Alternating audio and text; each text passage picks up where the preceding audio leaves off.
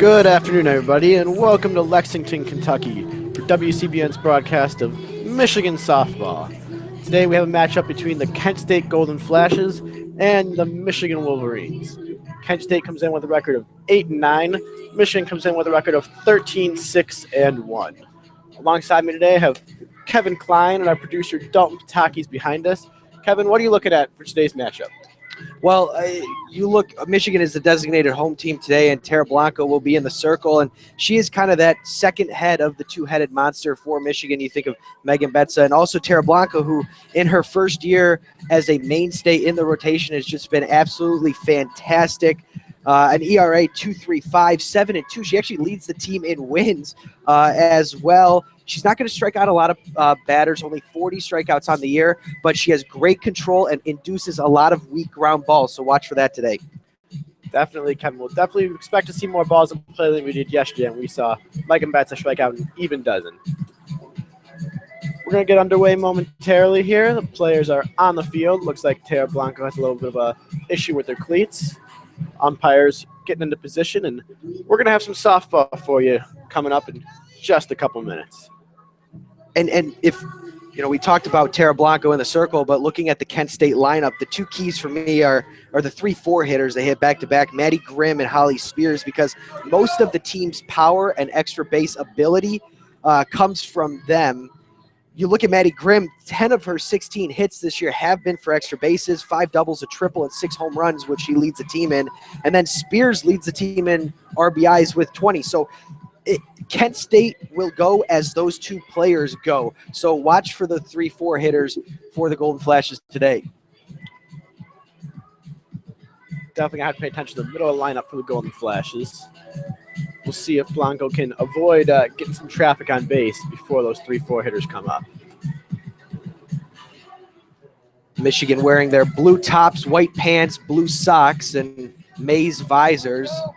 A lot of navy and blue on the field today, as Kent State has their blue tops, blue pants, white socks with the white trimmed shoulders.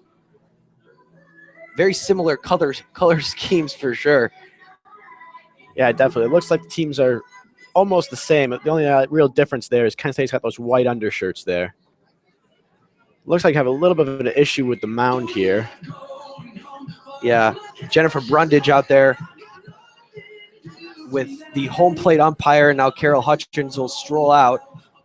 We thought we would get a underway just a few minutes early. First pitch was slated for noon. They got pushed back to 1 because of the conclusion of the Drexel-Evansville game previous to this one. Went a little long. And Evansville, a team Michigan saw yesterday, was able to pull out a 5-1 victory over Drexel for those of you following along at home. And now the grounds crew will get out to the circle. I guess it's better to take care of any grounds crew needs or field condition issues now rather than halfway through the game when both teams have had to overcome any bumps in the road. Yeah, exactly. Looks like they're putting a little bit of turfus down, trying to dry it out, maybe overwatered a little bit after that last game. Beautiful day here in Lexington. It's sunny out. Got a great view from up here in the press box. It's a little chilly. We're sitting around 35 degrees. In the sun, though, very warm. It's a great Lexington day. Definitely. Again, a beautiful field here. John Crop Field. Got the natural grass in the outfield, something we don't normally see up at Alumni Field. It's the luxury of being a little farther south, not having to worry about as much snow.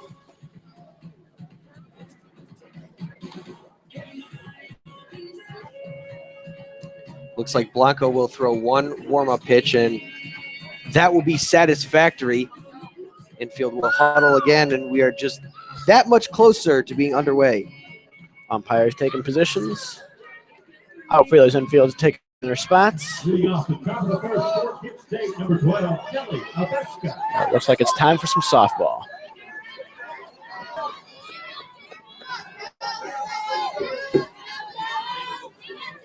Leadoff hitter is going to be Kelly Abeska for Kent State. Playing second base, wearing number 12. First pitch from Blanco misses low. That's ball one.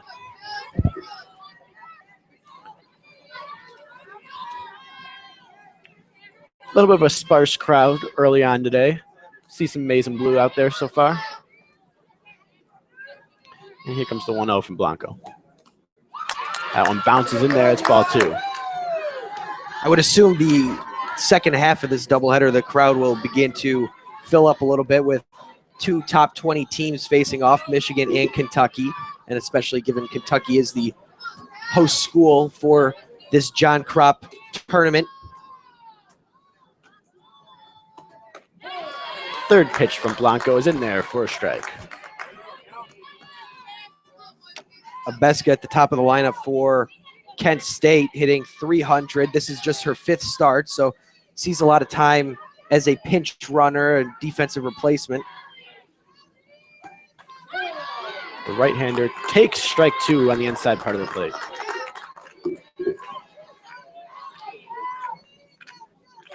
Two-two count now. Abeska stands in there, slightly bent at the knees.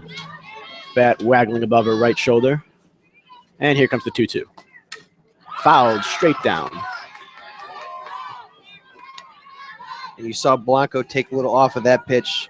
Might have gone with the screwball to try to trip up the leadoff hitter for Kent State.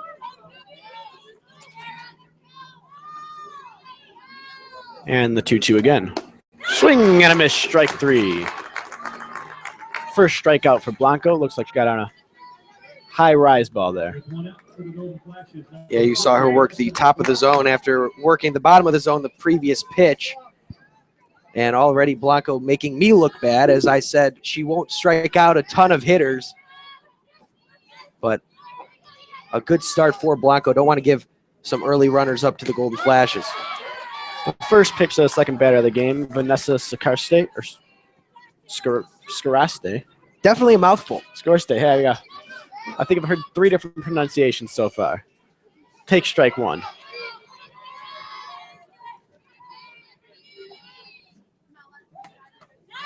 Blanco fires in there, just misses inside, ball one. Defensively for the Wolverines in the outfield, left to right, Richardson, Christner, Peters. On the left side of the infield, it's Montemarano and Abby Ramirez. Faith Canfield at second base with Aiden Falk over at first, and Katie Alexander is the backstop today. 1-1 from Blanco, swung and missed that by Skaraste. Down 1-2 in the count. What would you expect to see Blanco go with here? Something on the outside corner. She's really been pounding the inner third of the plate early in the count. The 1-2. Swing and a miss for strike three.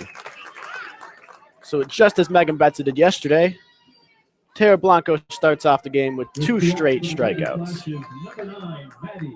Well, and this is how you want to face Maddie Grimm with the bases empty, because as I mentioned pre-game, she is very dangerous. Maddie Grimm, the menacing lefty, steps up to the plate.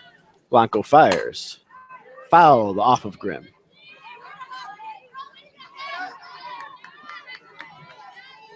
.308 on the year, 4 home runs, 20 RBIs with 5 doubles. So a lot of extra base power, and you can see that reflected in the defensive alignment of the Wolverines outfield. Second pitch catches the outside corner for strike two. And that's what you want to do against power hitters. You work that outer third of the plate so they can't pull their hands in and drive the ball, instead poking something out to the opposite field, and you can live with that all day long. The 0-2 misses outside. And just like you said, staying away from the power of Grimm here. Count is 1-2. We've got 2 outs here in the top of the first inning. Tara Blanco toes the rubber, twists, and the pitch. This one's hit high and deep to left. Foul, out of play.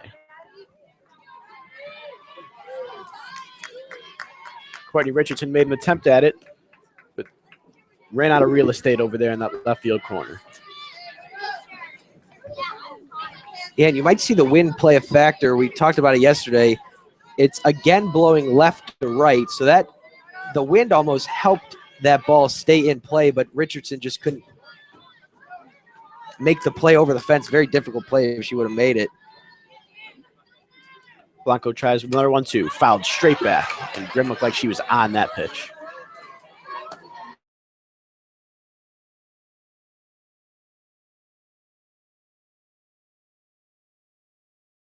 Waving from left to right there. A moderate wind, not too strong, but could come into play here at some point. Another 1-2 from Blanco. Misses a little high and outside. Well, you've seen Blanco stay away consistently from Grimm, except for that one pitch that she was right on, just fouled it straight back. So expect something maybe away again or come inside to switch it up a little bit. The 2-2 from Blanco. Grounder over to first, foul ball. Just foul. And that one could have been fouled by more than 3 inches or so. First base umpire right on that call.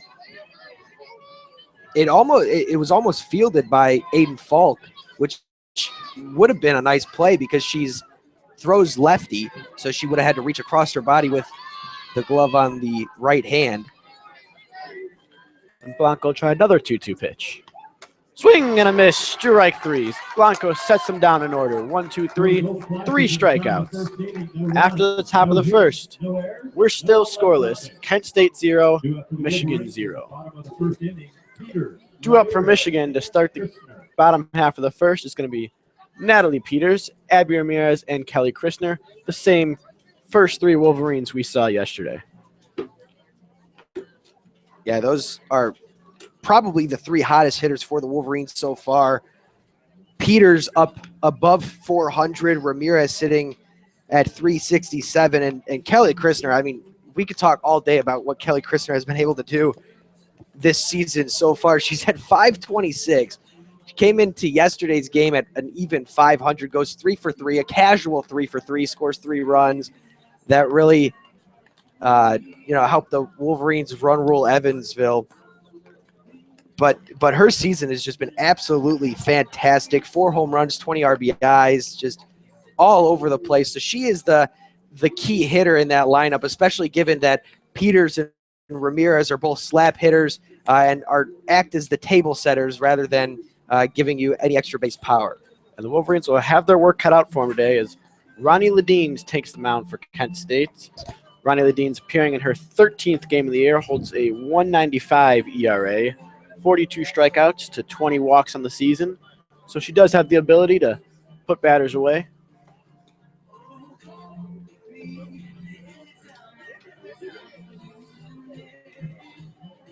The Kent State alignment today. In the outfield, we'll have Vanessa Scoarste in left, Maria Sigletti in center, and Jen Cater in right. Across the infield, we're going to have Hunter Bransford at third. Maddie Grimm plays short. Kelly Abeska is at second. And Holly Spears will be at first base. And, Ronnie Ledeen, she pitched yesterday and really held Kentucky's offense in check. She gave up only 4 hits, ended up that game going in favor of the Wildcats 2-0. But Ledeen's can throw. She really can, and that's her job today. She's going to have to keep the Wolverines in check and not shut them out or anything crazy like that, but just keep the Golden Flashes in the game and let their offense have an opportunity to pull up the upset here. Natalie Peters steps up to the plate and takes one low and away for ball 1.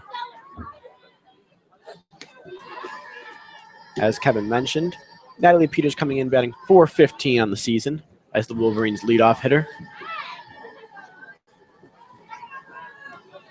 Stands at left-handed batter's box, slightly open stance, bat resting on the shoulder. Here comes the 1-0. Fouls it back.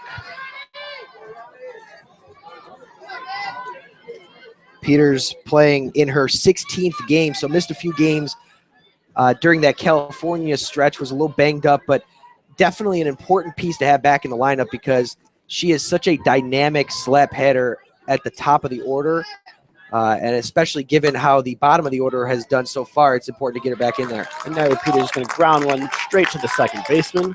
She'll fire over to first for the first out of the inning. A nice routine play there made by Kelly Abeska.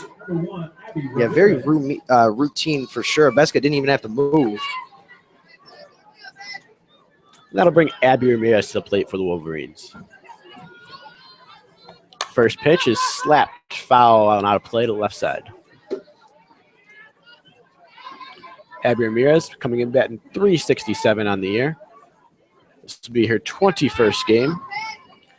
Looking to get things started here for the Wolverines in the bottom of the first. Ramirez, that second half of the back-to-back slappers to start the Wolverines order. Second pitch is taken just outside for ball one.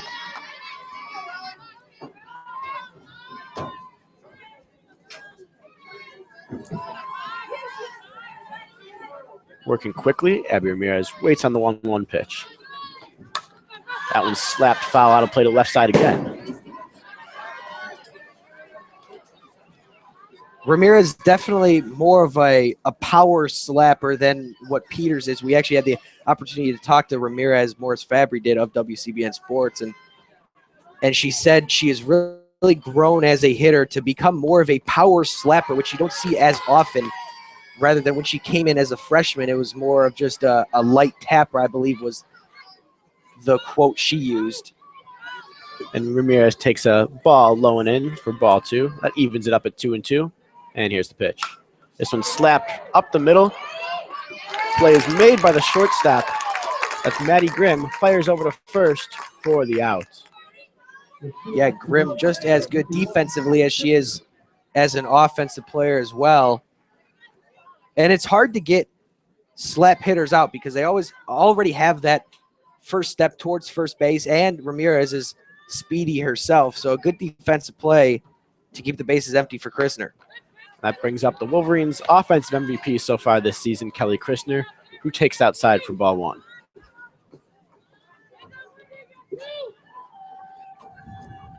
Christner stands at left-handed batter's box, so third straight lefty to start the Wolverines order. This one's hit high left field. Moderate play is made there by Vanessa Scoarste. Routine fly ball there, and that'll set the Wolverines down in order 1-2-3. After one, the score is Kent State 0, Michigan 0. And you look pretty easy first inning for both sides. Ladines went through the top of the order easily, and Blanco hasn't even had a ball put in play against her. Yeah, as you mentioned, Blanco, 3 straight strikeouts to start the game, following that same pace that we saw Megan Betza follow yesterday. Yeah, Betza was dominant. I mean, we've come to expect that out of Megan Betza, though. It's almost surprising when she pitches against non-Big Ten opponents. If she doesn't get double-digit strikeouts, you almost start wondering what's wrong with her. But that was just a dominant performance, and really the only blemish on her line yesterday was that 2-run home run by Bailey Bostic. Yeah, as you mentioned, gave up a couple extra base hits, gave up a double and a home run yesterday for Betza. Tara Blanco looking to avoid that fate today.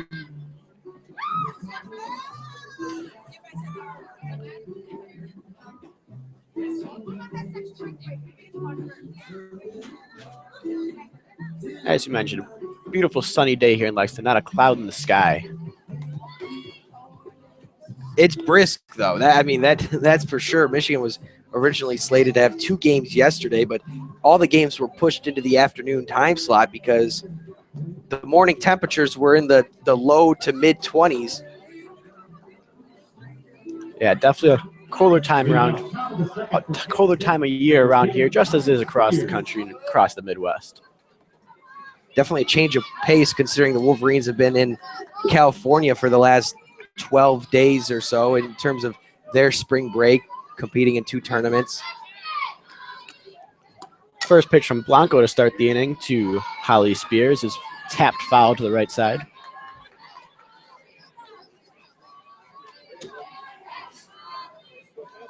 Holly Spears, the power-hitting right-hander for the Golden Flashes, 6 home runs on the season, leads the team. Blanco is ready, and here comes the 0-1.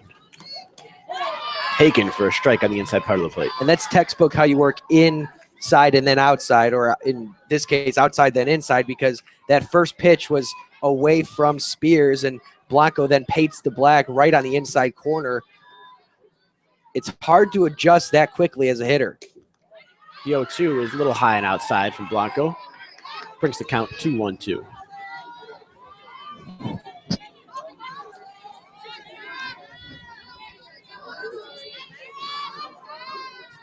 Holly Spears stands in there, slightly open stance on the right side. Awaits the pitch from Blanco. And here it comes. Takes just a bit high there, 2-2. And Kev, you did mention it's a little bit of a change of pace from the California trips this Wolverines team has taken. Perhaps getting ready for Alumni Field next weekend when we'll see these Golden Flash team again for 3 games. Part of a doubleheader on Saturday and a series cap on Sunday, but more sooner, I guess, on the horizon for Michigan is obviously Kentucky after the conclusion of this game, but also Bowling Green. They start the home slate on Wednesday at Alumni Field against Bowling Green. That 3-2 pitch is slapped up the middle by Spears for a base hit in the center field. So Spears is on to start the inning for the Golden Flashes, and that's the first hit of the ball game.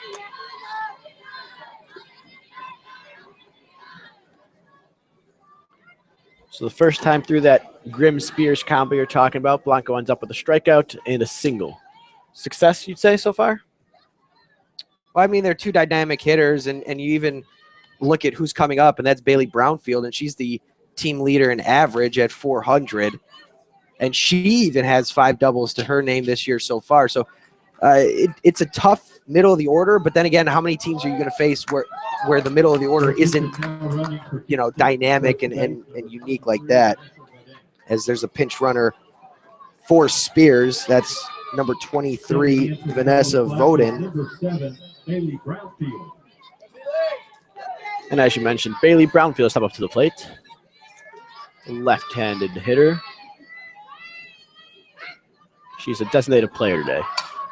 And a bunt is popped up to the left side. Montemurano is there. Makes the easy grab for out number 1. And you know what? If you're going to try to bunt, that's great because that's extra 60 feet is so important, especially against a good team like Michigan. But you got to get it down and just not great execution on the bunt there. An easy play, especially with Montemurano already creeping in because she saw a bunt. That brings up the pitcher, Ronnie Ledeen's. First pitch to Ledeen's is taken for a strike.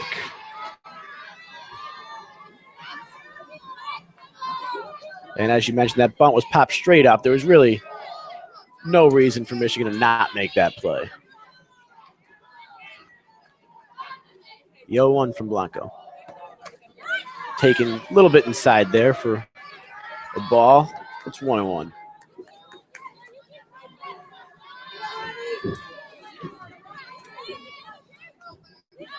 Ledeen's wearing that number 5. Got the shin guard on her front leg, the left leg there. Holds that bat right above her right shoulder. Swings and misses at strike 2. This is an opportunity where, as a pitcher, you can help yourself out. Not saying she needs to hit a double into the gap to score the run, but at least move her into scoring position and give the rest of your lineup an opportunity to drive her in. The 1-2 from Blanco. Fouled back, fouling out of play. This press box sure takes a beating. We've seen, that's probably 5 or 6 foul balls have nailed the press box. A few actually tapped the glass yesterday. Directly above home plate we are. And from our view, we see Blanco fire the 1-2 pitch. Called strike 3. So Blanco picks up her 4th strikeout of the day. She sets down Ledeen on 5 pitches. Yeah, you know what? That was at the top of the zone, but when you have 2 strikes, you got to swing at anything close, and Ledeen just couldn't pull the trigger soon enough. That brings up number 20, Hunter Brancefort, playing third base today.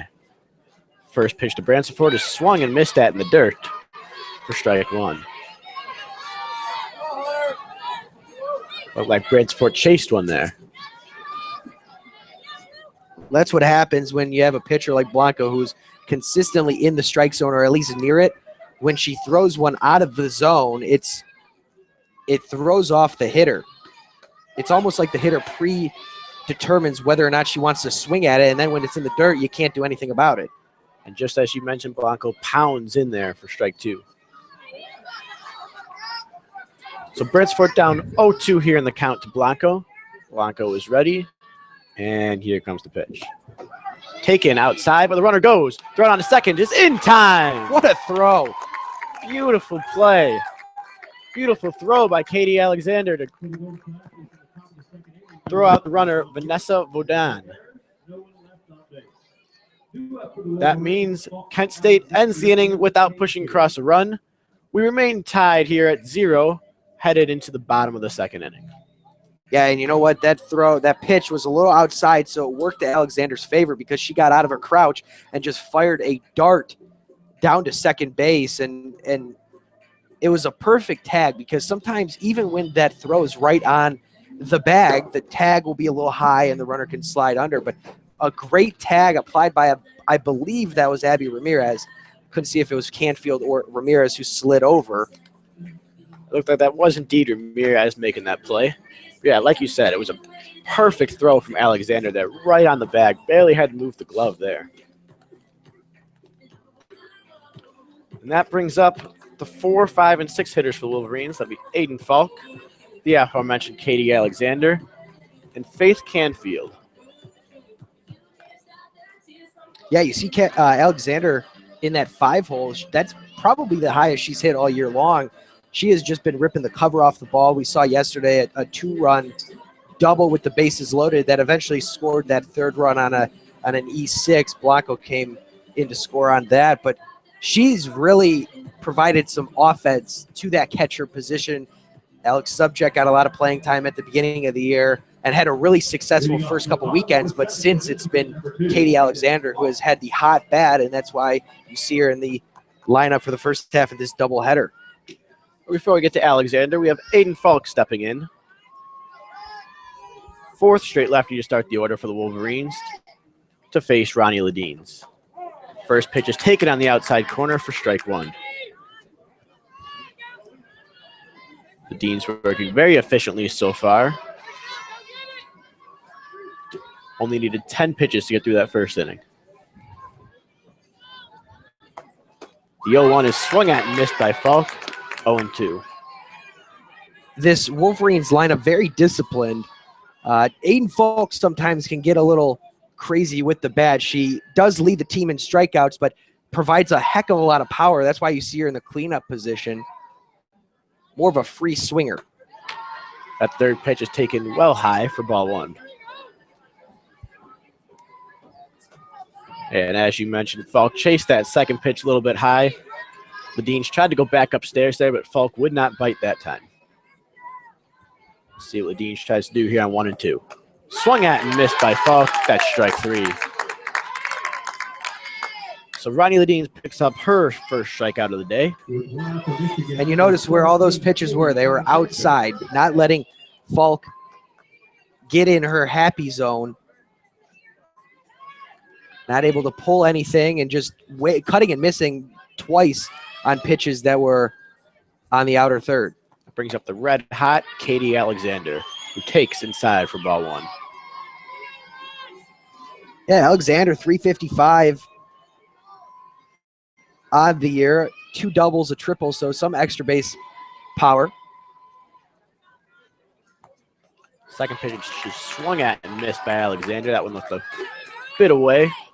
That's strike 1. Bring the count to 1-1. And not only is she swinging a hot bat, but you look at yesterday when she batted 7th, she provided some offense at the bottom of the order, which has been a weak point for the Wolverines so far, trying to find a bottom of the order that can produce enough offense. As Alexander takes upstairs.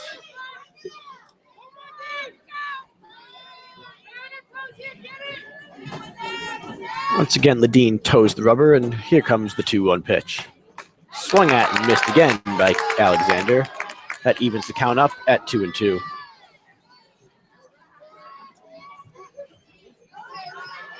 The Deans has looked very sharp so far. Wolverines held without a hit here. It is still early on as we await the 2-2 pitch. Fouled off to the right side, and that one's going to be well out of play off near the street.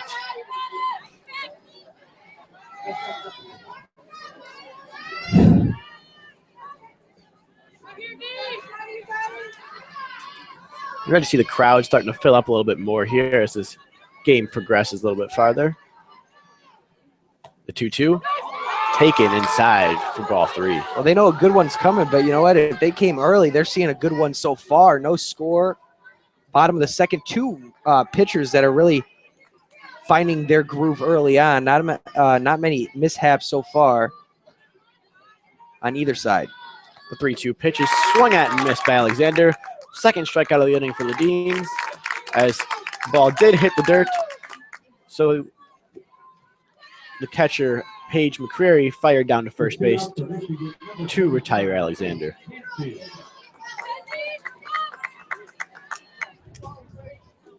And once again, Ronnie Ledeen's keeping the Michigan Wolverine hitters a little off balance there. So that brings up Faith Canfield.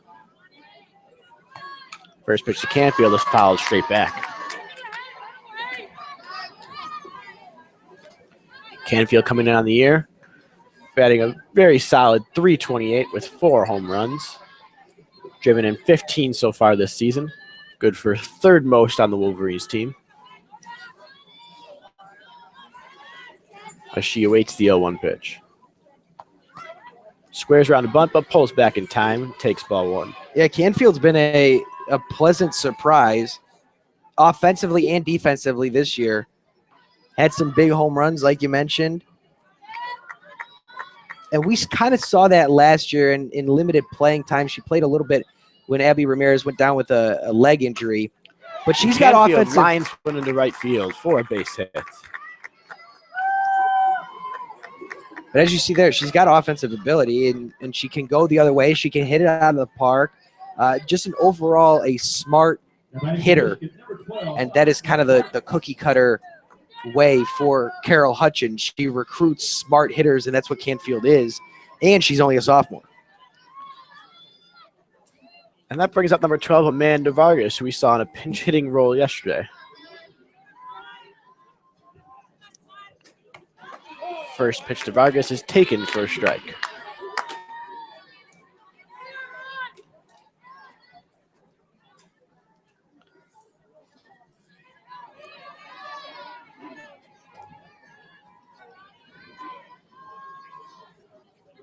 The Deans toes the rubber and fires. That one's fouled back off to the right side and out of play. Brings the count to 0-2.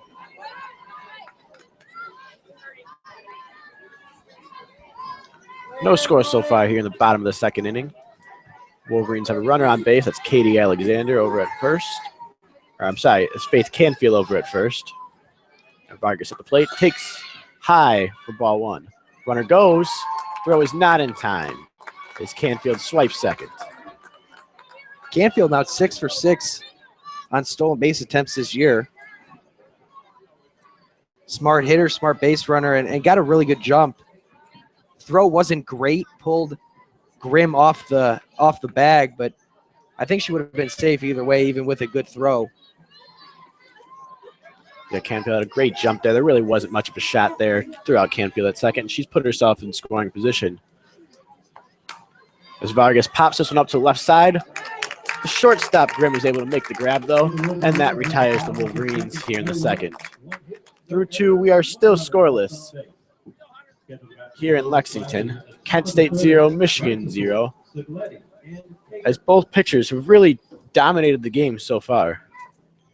Yeah, you got to give credit to Ronnie Ledeen. She's really held this lineup in check so far, and especially Aiden Falk and Katie Alexander, those two at-bats ending in strikeouts were pretty important especially heading down into the later slots in the lineup. Those are two critical at bats, especially when Alexander worked herself into a full count. So Ladines has been good, but we saw what she was able to do to Kentucky yesterday. It obviously took the loss, but 6 really good innings, only allowing 2 runs. So she has the potential.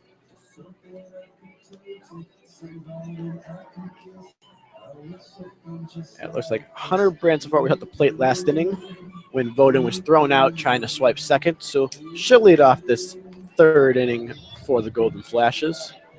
She'll be followed by Maria Sigletti, the center fielder, and Jen Cater, the right fielder.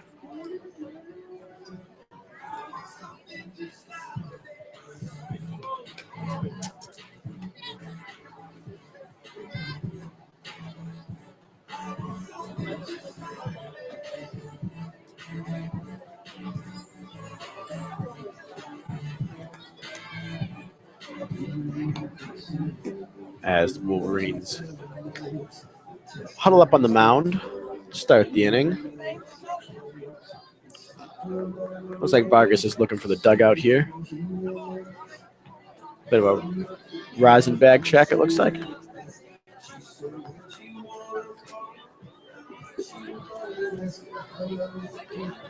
Wolverines break the huddle in the circle, head to their positions, and Hunter Bransford will start us off here in the top of the third inning.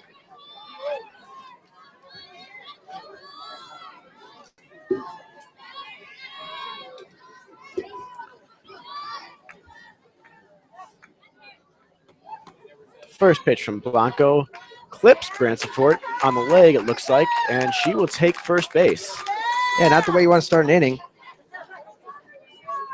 I didn't even hear, you couldn't even hear it hit her, but it definitely did because the ball looked like it was going to be low and in, and all of a sudden it bounced away. And now Carol Hutchins is going to have a conversation with the home plate umpire, probably asking the same thing we're talking about right now, is whether or not that hit her.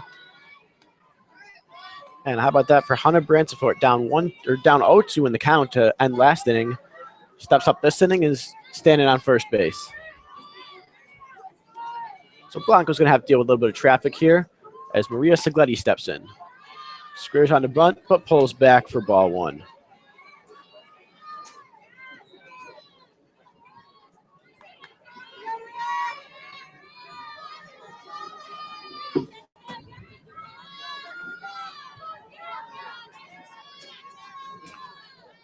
The 1-0 from Blanco. Misses high for ball 2. And we talked about Voden getting thrown out to end that second inning, and not only is that an important out, but it kind of puts that thought into the Golden Flash's minds, saying, hey, Alexander's got a pretty good arm behind the plate, and it might tame the running game for the remainder of the day. As Sigletti squares around the bunt, but misses for strike 1. Bransford has yet to attempt a stolen base on the season. Nonetheless, we'll be keeping an eye on her over at first base. As the 2-1 from Blanco comes in. Swing and a miss from Sigletti, strike 2. Yeah, this is Sigletti's 6th at-bat all year long, her 3rd start all year, and how about that of a task? Hey, come in, lay down a good bunt against a really good pitcher in Tara Blanco, and don't mess up. Yeah. The 2-2 is swung on and missed for strike 3. Blanco picked up her 5th strikeout already on the day, and there's 1 out in the inning. And you could just tell that Sigletti was overmatched in that at bat. Once she had 2 strikes on her, that strike 3 swing was not very powerful at all. And once the bunt was out of the question, you saw that Sigletti looked a little lost. And the first pitch to Jen Cater here misses high for ball 1. Cater, a left-handed hitter, just like Sigletti. Not a slap hitter, though, as Sigletti is. As the 0-1 comes in. Foul off the left side.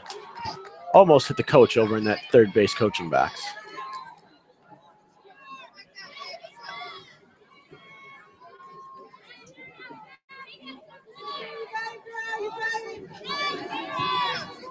Cater steps in, batting .233 on the season, with 1 home run so far to her name.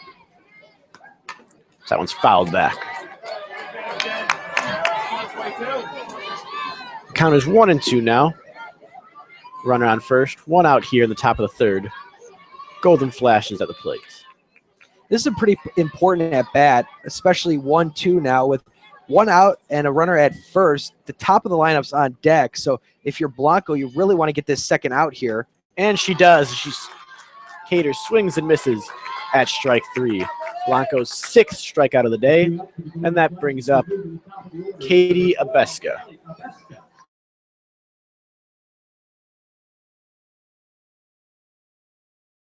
Grimm, Spears, Brownfield, and you don't want to face them with runners on base. 2 outs in the inning as Blanco fires the note to Abeska, misses a little inside for ball 1.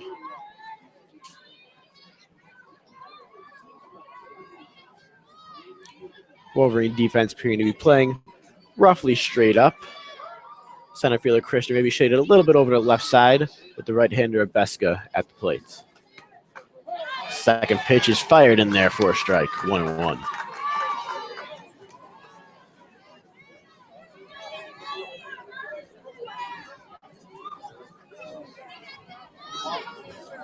Working at a relatively quick pace here so far. Blanco is on the rubber and fires. Misses just inside again. That's ball 2. It looks like Alexander out to the mound to have a little chat with her pitcher. Quick talk, probably only a few words spoken, just making sure she's on the same page with Blanco. Back-to-back balls, not like the control has been terrible today. It's actually been really good. 6 strikeouts, not a walk so far. Comes back with another ball, though. Now, I believe this is the first 3-ball count we've seen from Blanco all day. Yeah, with the exception of the powerful Holly Spears earlier, this is the only 3-ball count that Blanco has had so far today. First time she's fallen behind 3-1. She'll fire. And that one is taken for a strike as she fills up the count. Yeah, and you can hear the crowd not happy about that one because Alexander dropped the ball. And usually the rule of thumb is once the catcher drops the ball and isn't able to frame it, the umpire rarely calls a strike. Plus, it was a borderline pitch to begin with, but Michigan will take it. 3-2, 2 outs, and the pitch. Taken for strike 3. As Blanco strikes out the side again here in the 3rd inning. That's her 7th strikeout of the game. Yeah, she has been dominant, and we had the opportunity, or I had the opportunity to sit down and ask her a few questions this past week about her new role as that number 2 pitcher behind Betsa, and she said in terms of balancing her hitting and pitching, and she said it's like learning a whole new position because you're working on hitting and first base and pitching, but she's taken it to heart and really enjoyed it. You can catch that full interview on our University of Michigan softball podcast, East of the Rockies, available on iTunes. Also follow us on Twitter at WCBN Sports. And as you mentioned, that East of the Rockies podcast featuring the hit segment Danger Softballs. Yeah, that's Jeremy Parks' department. That's not my department. I just talk on it. Jeremy Parks, I mean, the Danger Softball is not sure where that came from. You know what? It's a fan favorite, though, I'm sure. Speaking of our colleague Jeremy Parks, with that 7th strikeout of the day from Tara Blanco, as he would say, she's got one for every day of the week for you. Yeah, and how many times has that happened this year? She came into this one in 53 2/3 innings pitched, only 40 strikeouts. In 3 innings today, she has 7. So just goes to show you can't really predict sports. And it's going to be Blanco here to lead off the inning for the Wolverines, followed by Mana Morano, and then back to the top of the order with Natalie Peters. Ronnie Ledeen still on the mound for the Golden Flashes as she has cruised along so far through 2 innings. First pitch to Blanco is taken on the inside corner for a strike. Blanco hopped out of there a little bit, but nonetheless, it was in the zone.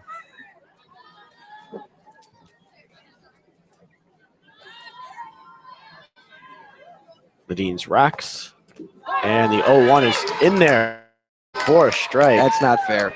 That was a dirty pitch. I don't know if that was a changeup or what, but it started at Blanco's shoulders and dropped right into the zone.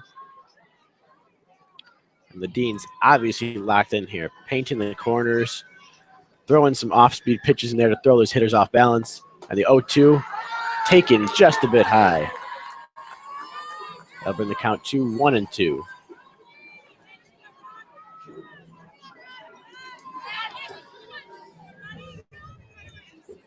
Tara Blanco steps back into the box, ready to hit, and awaits the 1-2 pitch. She stays back on this one, hits ground ball over to short, fielded by Grimm over to first for the out. And that's kind of what's plagued Blanco so far. She's gotten off to a little bit of a rocky start offensively, and head coach Carol Hutchins said that her swing just has gotten a little long. She's been working on that, trying to shorten it up, and you saw the swing get long there again, even if it was an off-speed pitch, easy roller to the shortstop Grimm. That brings up third baseman Lindsay Montemurano.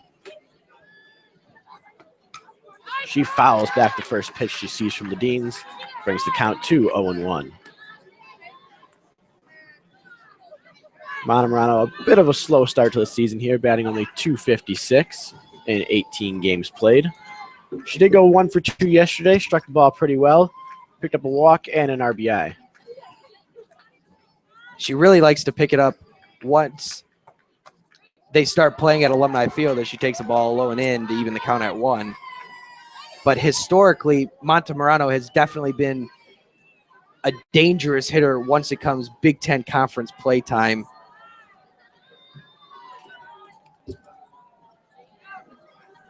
She hears the howls from the Wolverine dugout for Lindsay Montemurano.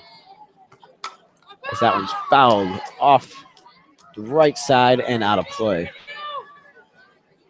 Brings the count to 1-2 as Ronnie Ledeen gets ahead in the count against another Wolverines hitter. She's done that all day long. She's been extremely sharp with her location, and so far it's paying dividends for the Golden Flashes. The 1-2 to Montemurano, fouled off to the right side again. That's into the Wolverines dugout.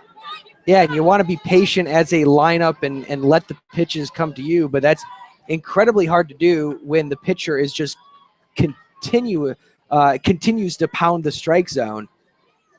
Because if you take 1 or 2 pitches, chances are you're going to be down in the count 0-2, and then you're in an even tougher situation.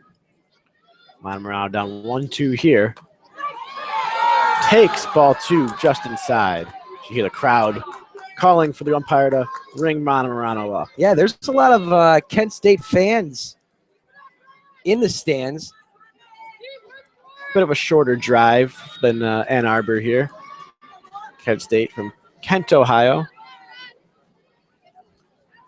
Montemurano waits the 2-2, stays back on the off-speed and fouls it off to the right side once again. And that's the only thing she could have done with that pitch, because it comes in there so slow, and you see all of Montemurano's weight going forward, but able to keep the bat back just long enough to foul it off rather than slicing right through it. Great piece of hitting there by Montemurano to waste a good pitch from Ledeen. Ledeen will try once more on 2-2.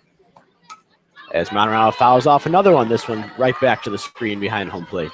And you know what? Even if Montemurano's average is at 256, which isn't bad at all, but she's such a better hitter than that because she can foul off so many good pitches. She is such a tough out.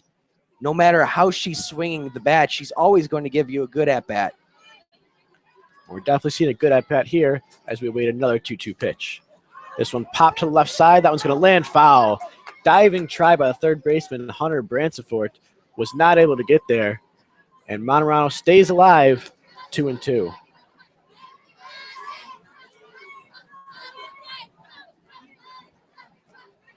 We've seen Montemurano foul several pitches off to the right side, a couple straight back, and now one off to the left as she really is engaged in a real battle here with Ronnie Ledeen. Here comes another 2-2 pitch. That one misses high, ball 3.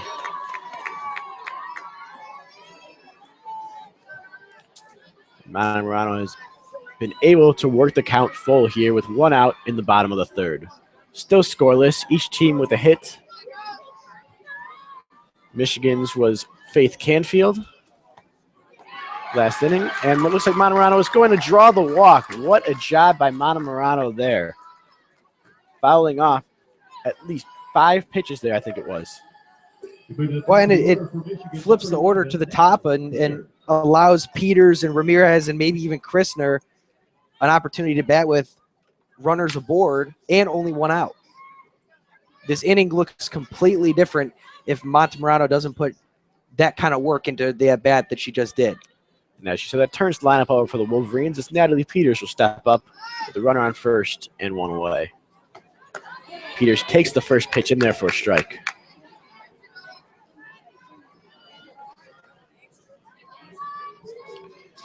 Peters is 0 for 1 on the day, grounded out straight to the second baseman last at bat. We saw a couple times yesterday she went the other way with the ball, put it over the third baseman's head, was able to get herself a couple singles, came around to score. The 0-1 is swung at and missed by Peters.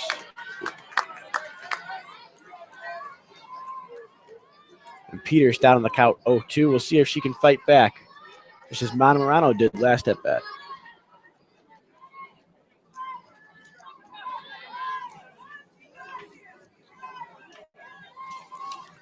The Deans rocks and fires. This one's grounded over to second again. Peters legging out to first. Safe!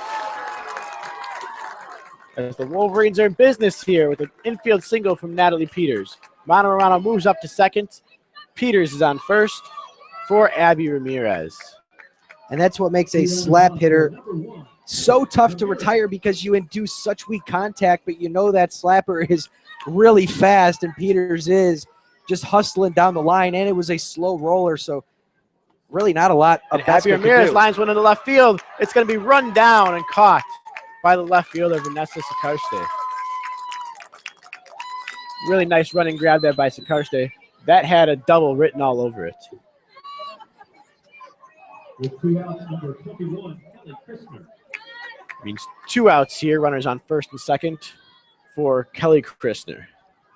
Christner flew out to left field last time up in the first inning as she awaits the first pitch outside for ball 1.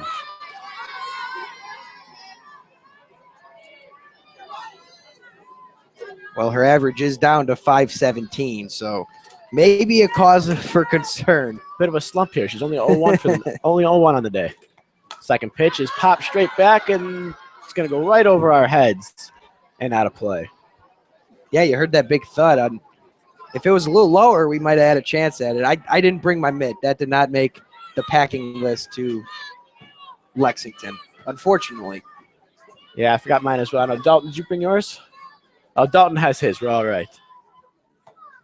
See, that's why we bring Dalton along. The 2-1 is taken high by Christner. Or the 1-1, I'm sorry. It's taken high by Christner. Now it's 2-1. Wolverines looking to scratch across the first run of the game.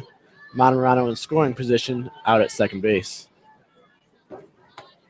Christner fouled down the right field line. A little ground ball just past first base. If she held up on that just a little bit, that would have been a double in the corner.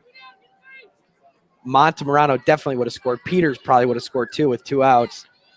And Montemurano got a great jump on that one. She was at third base by the time the umpire called it foul. She's another smart base runner. We've had the opportunity to watch her here. She's a senior for 4 years now. The 2-2 is fouled straight back again and into the press pass. Heads up. That literally went right into the open window, 2 boxes next to us. That's nuts. That's a pinpoint accuracy by Christner there. You know what? She's hitting 500 on the season and can get the ball behind her, no look in the press box. Missed all the cameras too, didn't damage any equipment. And there she takes a really close one there for ball 3 as she's run this count full. It definitely has gotten the crowd excited though, because you can hear the crowd gearing up for the payoff pitch. The runners will be on the move here. Montemurano at second, Peters at first, and the 3-2. That one's hit high and deep to left. Sakarste on the run. She is not going to be able to make the play, but that one is going to drop foul. And we'll do it all again. Again, a really nice effort by Sakarste there. She wasn't able to make the play. So far, that wind blown left to right really hasn't affected those balls that are landing down the left field line foul. And 3-2. This one's hit high and deep to left again. Sakarste is going to make the play just shy of the track to retire the side. After 3, we are still scoreless here in Lexington. Kent State 0, Michigan 0. Well, you got to tip your cap to Ronnie Ledines. She's hanging in there.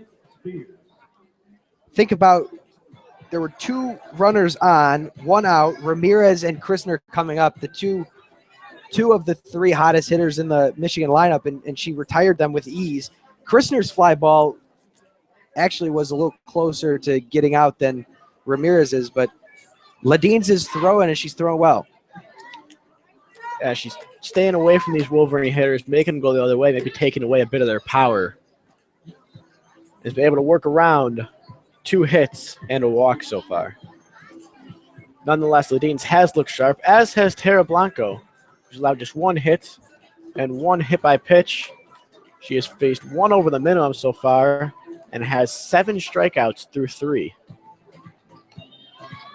And her pitch count's actually in pretty good shape, too. So she's doing it efficiently, not making it 3-2 strikeouts and allowing Kent State to foul off a lot of pitches. Only 49 pitches, 30 of them have hit the zone so far through 3. Looks like it'll be the busy left fielder so far today, Vanessa Sakarste, to lead off for the Golden Flashes, followed by that 1-2 punch of Maddie Grimm and Holly Spears.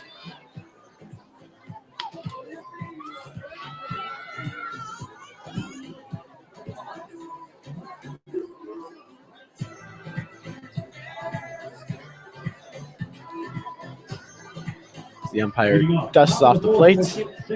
Sakarste digs into the box. Wolverines take their positions, and we're going to have some more softball for you here in the top of the 4th. If this is any indication of what Michigan and Kent State, the series will be, there's going to be 3 really good games next weekend between these 2 teams. As Blanco fires the first one in there for strike 1. Sakarste retired on a strikeout last time at bat, which is not uncommon for these Kent State hitters today, as there's already been 6 different players struck out by Tara Blanco so far of the day. Yeah, Beska has had 2 at the top of the lineup, 1 of each variety. As Sakarste takes ball 1 just a bit low. So 1-1 count here for Sakarste as Blanco gets the pitch from the dugout. She twists, and the pitch. A little bit inside there for ball 2.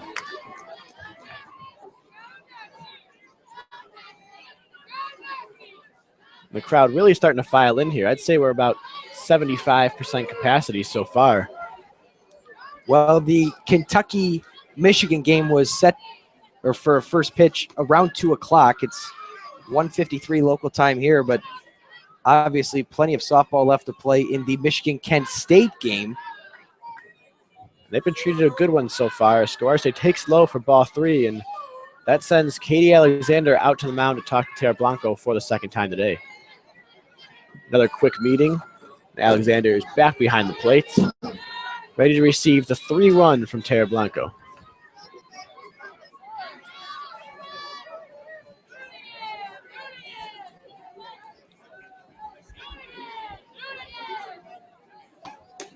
That one is taken for strike 2. As the count is run full, 3-2. Yeah, and let's see if Blanco can do what she's done so well today, and that's battle back. When she does get down in the count, she's able to locate the zone and retire the hitters. And here comes the payoff pitch. This one's lined to center field. Christner's over. She's off her glove. As Scorsese is going to make it into second base on that one. We'll see how that one scored, but it looked like a play Christner had in her glove, and it just bounced right out. Yeah, I'm thinking that's got to be an error. Tough play. The ball was hit right on a line curving to right field. Christner looked like she was going to be able to make the catch, but I don't know if she took her eye off the ball at the very last minute. And it looks like it is scored an error. It'll be a two-base error on Kelly Christner as Abeska now stands at second. I'm sorry, as Scorsese stands at second for Maddie Grimm at the plate. And Grimm lines one into right center. That one's going to get all the way to the wall. Scorsese's around third to score, and Grimm is standing on second with an RBI double. Two straight line drives into that right center field gap. And the Golden Flashes go up here 1-0 on the Wolverines in the top of the fourth. Well, that's what happens when errors are committed. Usually you have to pay for them, and especially with Maddie Grimm up, the error really couldn't have happened at a worse time for the Wolverines. And that'll send the Wolverines infield to the circle for a bit of a conference here, as Blanco prepares to face number 10 first baseman Holly Spears. Well, and here's the really dangerous part of the lineup. Spears has extra base potential. Brownfield has extra base potential. We just saw the extra base potential of Maddie Grimm. First pitch to Spears is swung at and missed. A great pitch there by Blanco. And that was the swing that Spears wanted a 2-run home run out of, because she was swinging out of her shoes. Yeah, Blanco decided to go off speed there, caught her way out in front of that ball. And the 0-1 is taken for strike two. Blanco responds to the error in the double by getting ahead 0-2 on Holly Spears. Spears, the powerful righty, digs in. Knees bent. Bat still above her right shoulder. The 0-2 is fouled back to the screen. So now if you're Tara Blanco, you have to go into prevent mode. To only make this a 1-run error. Don't let it turn into an inning that can get 4, 5, 6 runs, and then your offense really has to pick you up. Strikeout will be big here as the 0-2 is looked at for strike three. Tara Blanco sets Holly Spears down looking for her 8th strikeout on the day, and that's a big strikeout there for the Wolverines. Yeah, that was important. We saw Blanco utilize the off-speed pitch in that at-bat 2 or 3 times. The first pitch and the last pitch both resulted in strikes for Blanco. The third strikeout of the looking variety for the Golden Flashes today, as Bailey Brownfield steps in and takes strike one. Brownfield 0 for 1 today. If you remember back in the second inning, she tried to get down the bunt to move Spears over to second, but unable to do so, though. This one's tapped foul to the right side. Instead, now she will be tasked with scoring Maddie Grimm from second base. A tough task she's got herself down here. 0-2 in the count against Blanco.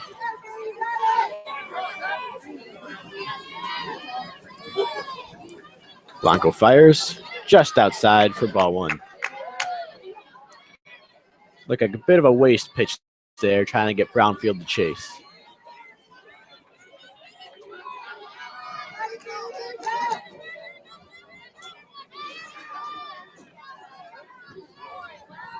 Blanco gets the sign from the dugout for this 1-2 pitch. 1 out, runner on second for the Golden Flashes, up 1-0 here in the fourth. 1-2 misses outside again, 2-2.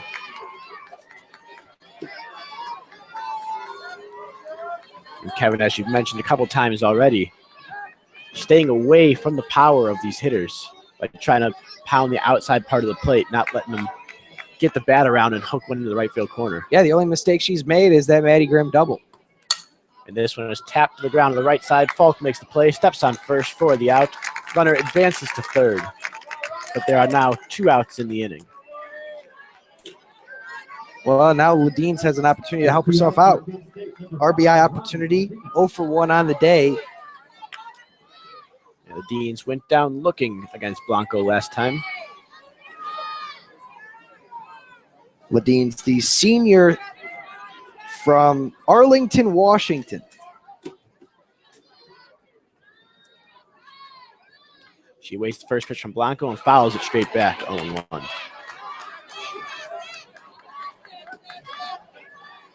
We got a fairly diverse team of Golden Flashes here from all around the country. We've got some from California, Florida, Georgia. You mentioned Washington.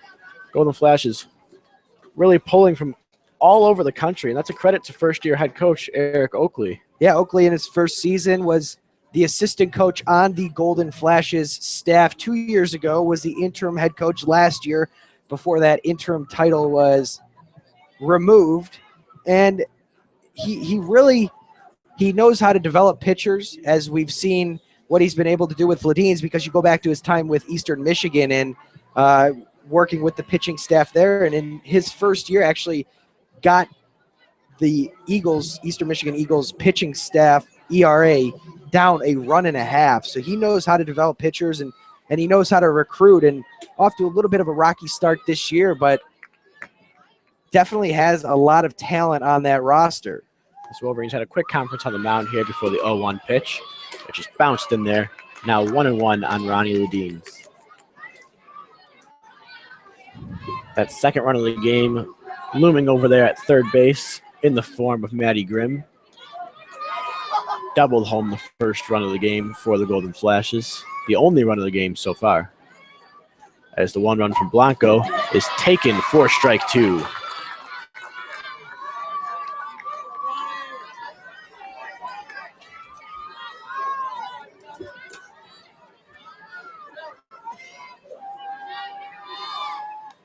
Blanco looking to get out of this inning with minimal damage here. Gets the sign and the pitch. Popped up on the infield.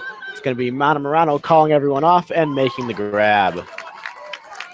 So the Golden Flashes are retired here in the top of the 4th, but not before they can scratch across a run.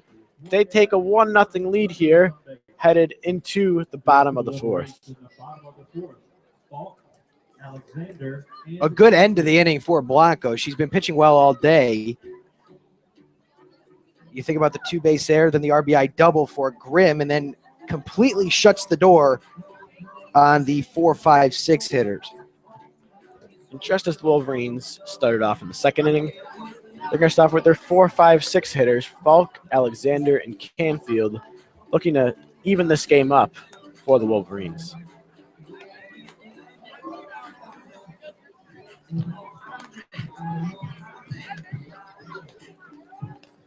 And Riley Deans has been nothing short of great on the mound this far, limiting the Wolverines to 2 hits and a walk. No runners getting farther than second base. Looking to keep that trend up as she's trying to maintain this 1-0 lead the offense has given her. If you're interested in the series history between these two teams, they play each other quite often, and Michigan has come out victorious 10 out of 11 times in the series, the only loss coming 2 years ago in Ann Arbor, where the Wolverines were shut out 3-0. So a frequent occurrence where the Wolverines mash up with the Golden Flashes. And just as that one was a pitcher's duel there, we have another pitcher's duel on our hand here in Lexington. As Aiden Falk steps to the plate for the Wolverines, looking to get something started. And right now, the Wolverines just need base runners. It's not a function of not cashing in when runners are in scoring position. They just don't have base runners. They've left 3 on, 2 singles and a walk. So Falk's ahead in the count 1-0 after taking a pitch low and outside. Second pitch is line into right field. That one's going to get into the corner for a base hit. Falk's around first, headed to second, and she's going to be in there with a stand-up double. Great piece of hitting there by Aiden Falk, and the Wolverines are in business here with nobody out and a runner in scoring position for Katie Alexander. Well, I'm glad someone listens to me at least, and finally. But a great piece of hitting, pulled her hands in, drove it, and I thought the right fielder, Cater, might have had an opportunity to get that ball, but it was just hit so hard, and on a line it went right over her head as Nikki Wald will hop in to pinch run for Falk. Trying to get a little speed out there on the bases as that runner on second represents the tying run in this ball game. Yeah, Wald is usually the first pinch runner off the bench for Carol Hutchins. Now is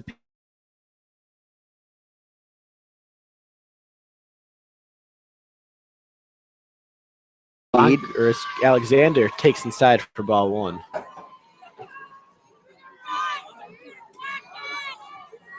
Great opportunity here for the Wolverines as they start off just as the Golden Flashes did last inning with a runner on base, runner on second, looking to scratch across their first run of the game.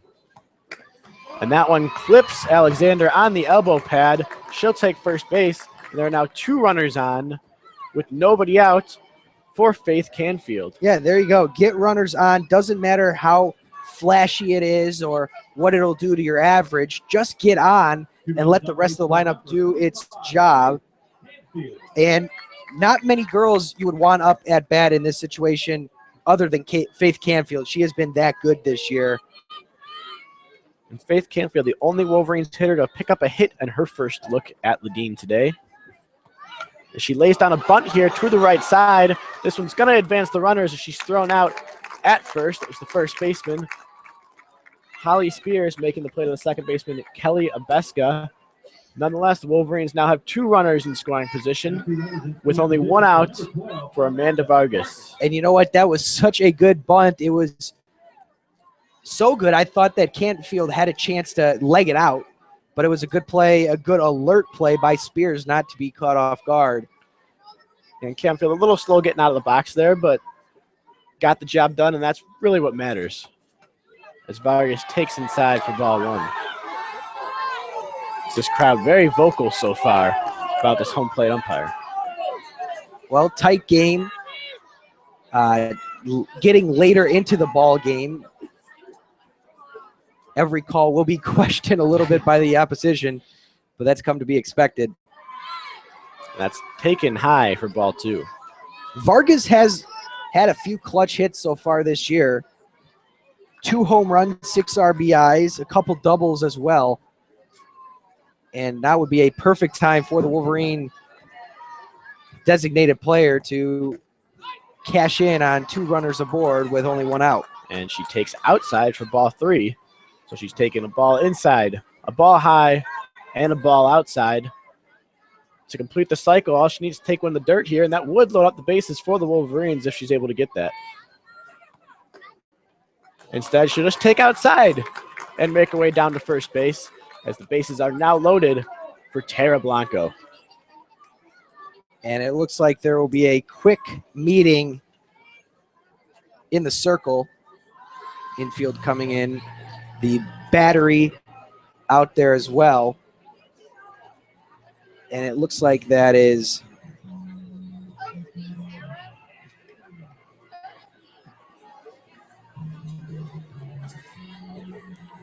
Kent State probably discussing where they want to go with the ball here, hit on the ground, depending on where it's hit. Bases are loaded. So there's a possibility for a double play on ball up the middle. Also a possibility to take the runner out at home to prevent that tying run from scoring. And I think Eric Oakley's having a conversation with the home plate umpire as well. I'm not sure about what. Getting a little heated, I'd imagine, about that strike zone. And he is taking the long walk. Has he been? He's taking the long walk to the far end of the dugout. Hey, and you know what? This would be a great time for Tara Blanco to break out of that slump because bases loaded, you're down a run, try to help yourself out here with you're pitching great in the circle, a great opportunity for Blanco. Exactly. The home plate umpire writing something down may have given a warning to head coach Eric Oakley there of some sort. Batting for Michigan, number Conversation did get a little heated towards the end. Blanco. And now Carol Hutchins talking with Oakley over there on the third base side. And she's trying to get the Wolverine faithful up and loud as well. The first pitch to Blanco is taken low and away for a ball. Blanco 0 for 1 today, bounced out to the shortstop to start the third frame. Wolverines in business so far with the bases loaded. The 1-0 pitch is taken for a strike. Good take. Good take. Ladines has been a little wild this inning. The pitch was on the outer third. Not much you could do with that one besides poke it out to right field.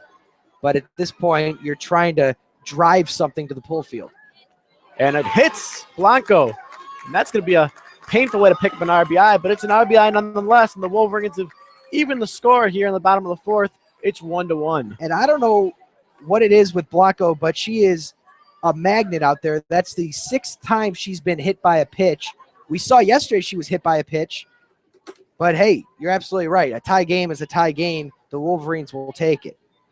Second hit batter this inning. Alexander got on board with getting plunked as well.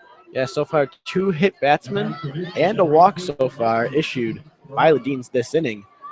Losing the control a little bit that she had. She was working those corners so well the first 3 innings. Has appeared to have lost it a little bit here in the fourth.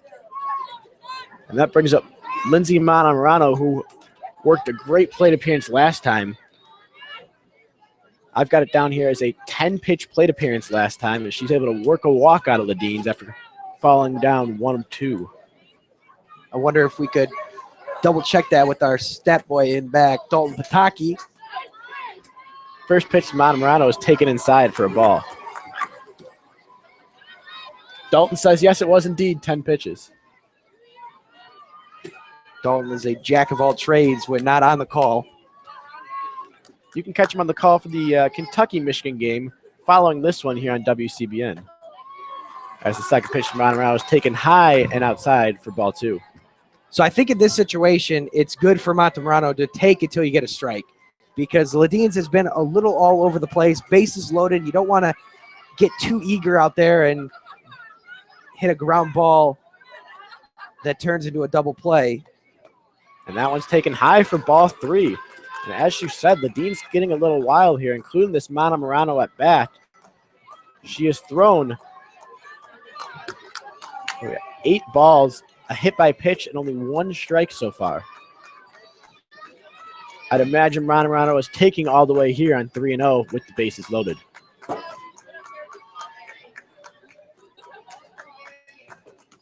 And she does take, but that one's in there for a strike. Yeah, Ladines got lucky with that one because she completely missed her spot. The catcher, McCrary, had to move her glove from the outside to the inside, but it still crossed the plate. It was still a strike. 3-1 to Montemurano. In there again for strike 2. Just about the same spot. McCrary did not have to move across the plate this time, though. That brings the count full to 3-2 here with 1 out in the bottom of the fourth. Wolverines have already pushed across 1 run to even the game and are looking to tack on some more. As Montemurano waits, this one's fouled straight back. Yeah, Alexander on third, Vargas on second with Blanco on first. And there's only 1 out, and you think what that out was, and it was a sacrifice bunt by Canfield in which the Kent State defense made a really nifty play. So the Wolverines have really been on top of things this inning so far.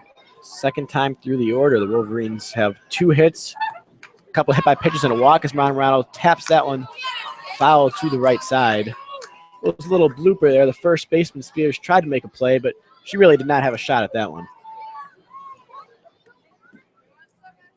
And Montemurano already seen 7 pitches in this at-bat, 17 so far on the day. Going to be at least 18, really making Ronnie Ledeen's work here. So it looks like Tara Blanco's going to put on a shirt, keep that arm warm for when she has to go out next inning. You know, the sun's shining. It's still chilly out there. We've touched on it a few times.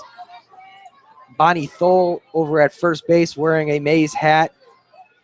Some of the players also wearing As Monterano taps that one straight back. headbands. But here you go, another 9-pitch at bat at least. The pitch upcoming will be number 9, maybe even back-to-back double-digit pitch plate appearances. How many times do you see that? Yeah, just a really great job here by Monterano. Definitely seen the ball well this weekend so far. She awaits another 3-2 pitch. That one's going to miss high, and she gets an RBI and her second walk of the game. As Alexander comes around to score, and the Wolverines are now up 2-1 here in the bottom of the 4th. Well, Montemurano has 2 RBIs on the weekend so far, and both of them have come via the bases loaded walk. But an RBI is an RBI, and the Wolverines will take it. Yeah, her 3rd walk of the weekend already in just 5 plate appearances. She also tacked on a single yesterday. Your pitcher coming out of the slot to run at second base for Michigan, number 19, Courtney Richardson. And we will see Courtney Richardson playing left field, but not in the lineup today. She'll come out to second base to pinch run for Tara Blanco, as now that runner is in scoring position. That brings up Natalie Peters. Base is still juiced for the Wolverines.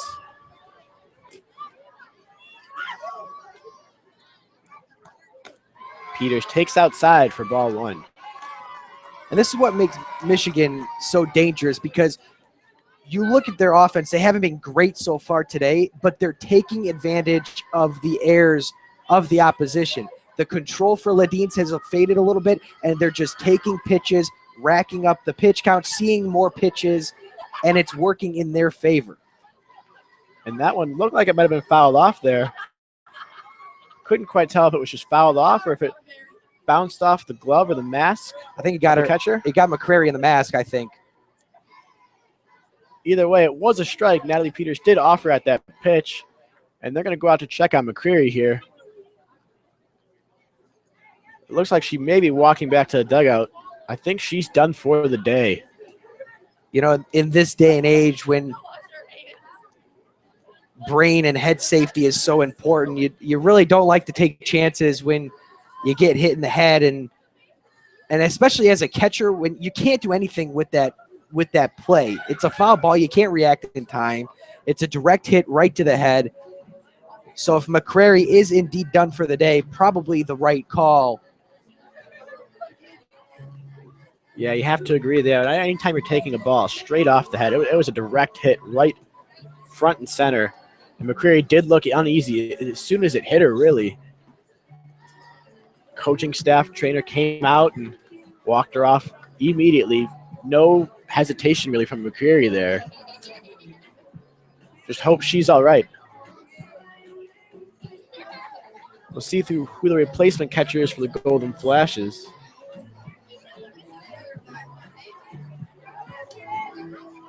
It looks like maybe number 30, Brooke Dodson.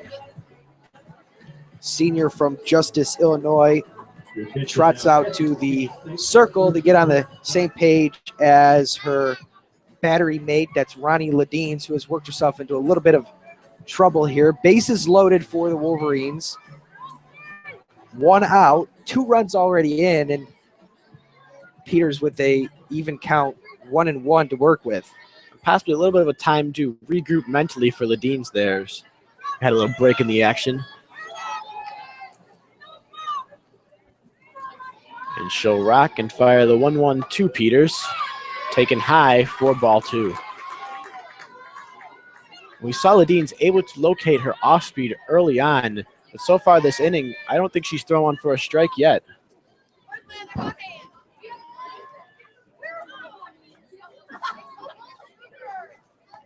2-1 from Peters is taken low and away, 3-1. Ledeen's falls behind another Wolverine batter here in the 4th inning. Peters 1 for 2 today, had that slow dribbler infield dribbler that she beat out last inning. If she does that again, it looks like the Flash will be coming home with it. As she does tap it to second, second baseman hesitates and tosses over to first for the out.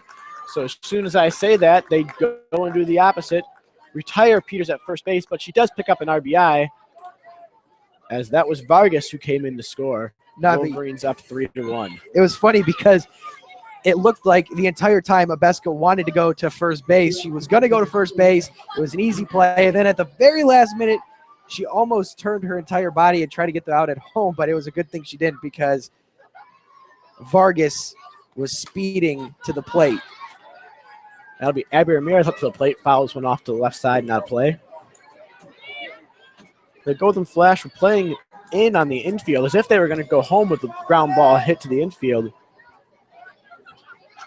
Instead went to first and retired the batter. As Ramirez stands in there and takes ball one.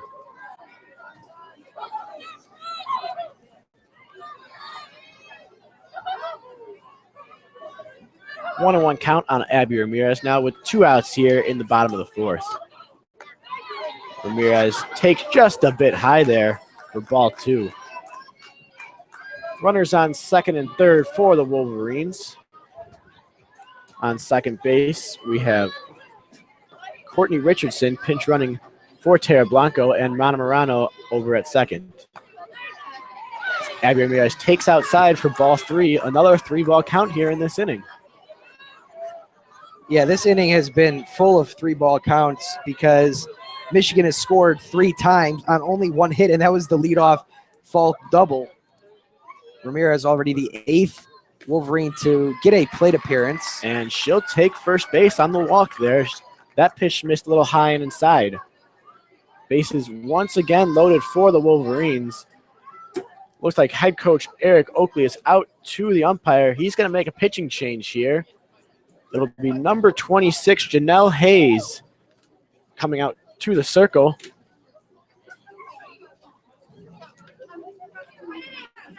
As it looks like Ronnie Ledine's day is done. Yeah, Janelle Hayes, Your attention. Now pitching. 5-2 on the year with a 2.40 ERA. This will be her 9th appearance. She's started 7 games, 35 innings, 12 earned runs. The interesting thing about her stat line is that she's actually allowed 22 runs, but only 12 of them have been earned. 3 walks to 12 strikeouts. So pretty easy to put the ball in play against Hayes, but to get a hit, that's definitely more difficult, as that ERA shows. And she's coming into a pretty big spot. Yeah, it looks like Hayes has given up 50 hits on the season. But like you said, 10 unearned runs. Normally when you see that, that's a byproduct of an error with 2 outs or a similar situation like that. Maybe gotten hit with a bit of bad luck here. She'll try to work out of this bases loaded jam, and no easy task here as it's Kelly Christner up to the plate for the Wolverines with the bases loaded and 2 outs. Christner 0 for 2 on the day with a couple of flyouts to left. First pitch she sees is outside for ball 1. And probably the reason Oakley went to the bullpen at this point is because you don't want Christner to face the same pitcher 3 times, especially when the last fly ball almost got out of here. So a fresh arm against the Wolverines' power lefty. And the first strike of the day for Janelle Hayes is right down the pipe to Christner. It's 1-1. Yeah, as you mentioned, Christner's struck the ball well going the other way a couple times. She'll watch ball 2 just off the plate outside here. It just come up a bit short, just short of the warning track twice so far today. It's 200 to the corners here at John Kropp Stadium, 220 to center, just as is at Alumni Field. As Christner watches strike 2. Yeah, a little up in the zone, I would assume. Christner, a good 2-strike hitter, though. And a good 2-out hitter as well. 625 with 2 outs. And 458 with runners in scoring position. And she'll take that one low and away in the dirt for ball 3. We've got ourselves another full count in this inning, and the runners will be on the move. Those runners from left to right. Third base is Courtney Richardson. Second, Lindsay Montemorano, and at first is Abby Ramirez. The 3-2 fouled off to the right side towards the Wolverine dugout.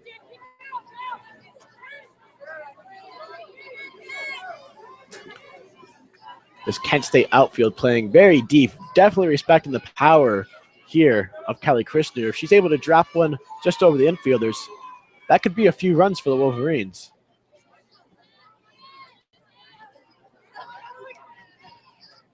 We'll see another 3-2 pitch from Hayes. As that one is bounced towards the second baseman, she'll make the play, throw over to first to retire the Wolverines here in the bottom of the fourth, but not before they can scratch across 3 runs and take the lead from Kent State. It's 3-1 Michigan after 4. Yeah, they did it with just 1 hit in that inning. It was 2 hit batsmen, 3 walks, a sacrifice that was key, and an RBI ground out. So not very flashy when you look at the box score, but at the same time, when you're looking at the score, Michigan's got the advantage going into the 5th. Yeah, as you mentioned, 3 RBIs picked up there on a walk, a ground out, and another walk, or in a hit by pitch. So the Wolverines getting it done in some unconventional ways, but getting it done nonetheless. And the way Tara Blanco's been pitching so far today, that might be enough to hold up for the Wolverines. Tara so far today has 8 strikeouts, 3 of them looking, and has really kept these Golden Flash hitters off balance just the entire afternoon. The only really hard hit ball, I guess there were 2 of them that I can think of. The first was the E8, where Skoarste roped one into center field, and Christner was unable to make the grab. And then the other one was Maddie Grimm's RBI double. But other than that, it's been very weak contact, if contact at all.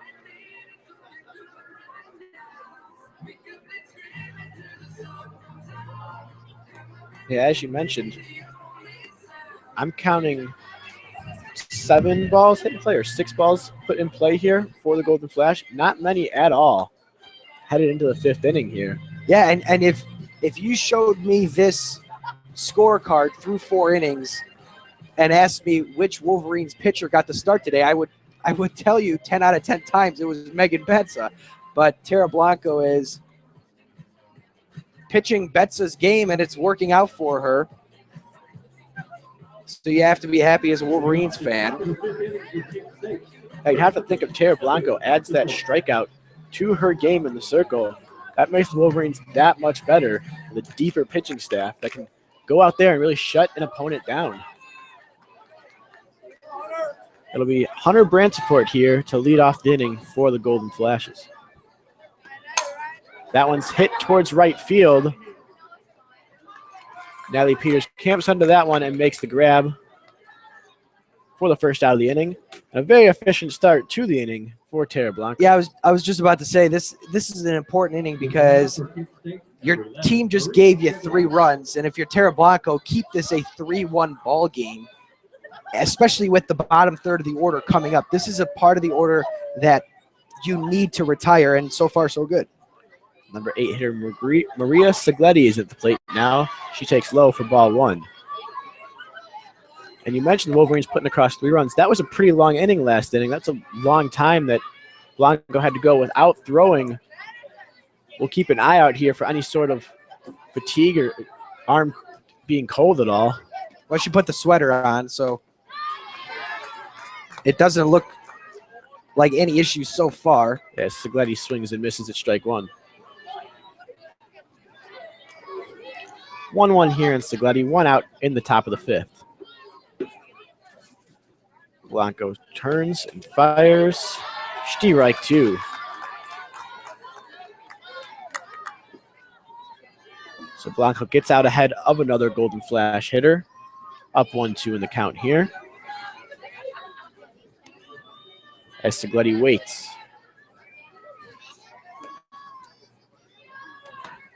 fouled straight back. Segletti, a little bit of a lighter hitter here for the Golden Flashes. Has yet to record a hit on the season in now 6 at-bats. She has walked once.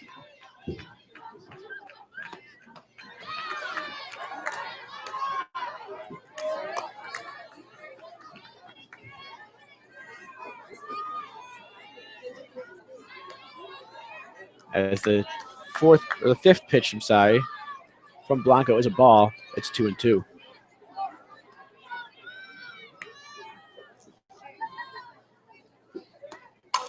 This one's grounded towards short. Abby Ramirez makes the play, fires over to first for the out, and there are now 2 outs in the inning for the Wolverines. I love watching Abby Ramirez play defense. Her lateral movement is always so crisp. She has a great arm.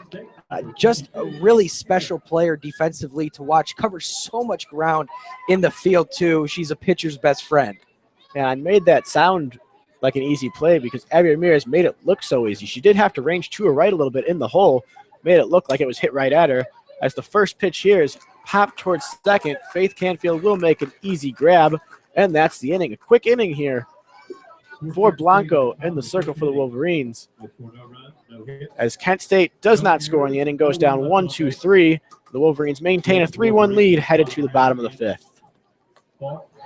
But getting back to Ramirez, that left side of the infield for Michigan is so fun to watch, and we've seen basically the same 2 players day in and day out for the last 4 years, Lindsay Montemurano and Abby Ramirez. Then they have such great chemistry together, both two very good defensive players, and they've saved a lot of runs for the Wolverines over the past 4 seasons. Yeah, definitely an asset to have here for the Wolverines, having such a dynamic left side of the infield. It'll be tough for whoever has to replace them next season. Well, Madison Uden, a freshman from Arizona, probably waiting in the wings to take Ramirez's spot.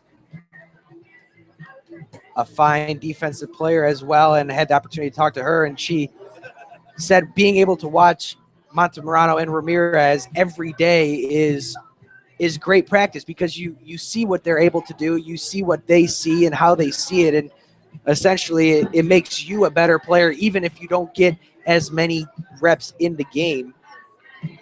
Where can I hear that interview, Kev? East of the Rockies, our University of Michigan softball podcast. Jeremy Parks and Morris Fabry join me on a weekly basis for all of your University of Michigan softball news and debates. East of the Rockies on iTunes. You can find it on our website as well, WCBNsports.org. It'll be Aiden Falk to lead off for the Wolverines. She takes the first pitch from Janelle Hayes, low and outside in the dirt. Wolverines up 3-1 here in the bottom of the fifth. The 1-0 to Falk is in there for strike one. Last time at the plate, Falk lined a double into right field. Actually, it was just last inning. She's the one that started off the rally for the Wolverines. Put that runner in scoring position. Turned into Nikki Wald out there, who came around to score, and Falk lines another one. This one's to center, over the center fielder's head. Falk around first, headed for second. She's going to be in there with another stand-up double. Aiden Falk leading off the inning for the Wolverines with a bang once again. Well, the first one went to right field. This one goes to center field. I'm assuming the next at-bat, she'll probably have a double to left field if the trend continues. But as soon as she hit that ball, I knew it was over Segletti's head because she hit that ball on a line. One hops it off the wall, and that's what the Wolverines need. They need hits. You can take advantage of walks and hit batters only up to a certain point. Eventually, you're going to have to hit the ball. As Katie Alexander lines one up the middle, off the glove of Janelle Hayes. Katie's going to make it to first base on that one, as she'll get an infield single there. Hayes looks to be all right. It did catch the glove. Fortunately, did not hit any other part of her. She'll be fine. She'll remain in the game, but the Wolverines in business here again, as Alexander will be credited with the hit, and it's runners on first and second now for the Wolverines for Faith Canfield. That pitch is taken by Canfield for a ball. Not really sure where that one missed, but it's a ball nonetheless. We have a good vantage point in terms of where the balls are east and west, but north and south is a little more difficult to judge. That one's bounced up the middle by Canfield. It'll take the shortstop towards second. She tags the runner out as she missed second base on her way past. Completely missed the bag. She does retire Alexander at second, but Canfield is able to reach first on the fielder's choice. The Wolverines will have runners on the corners for Amanda Vargas. It's a very unique play. Normally when you see the shortstop coming over the middle trying to make a play, you'll see her swipe the second base bag and throw to first, but she completely missed the bag there. And I'm not sure if it was just a misstep or a misjudgment or if that's what she intended to do. But either way, and the important thing is either way, Kent State got an out. Amanda Vargas grounds one over to third. The play is made by the third baseman, Hunter Bransford, who fires over to first, and a nice scoop by Holly Spears.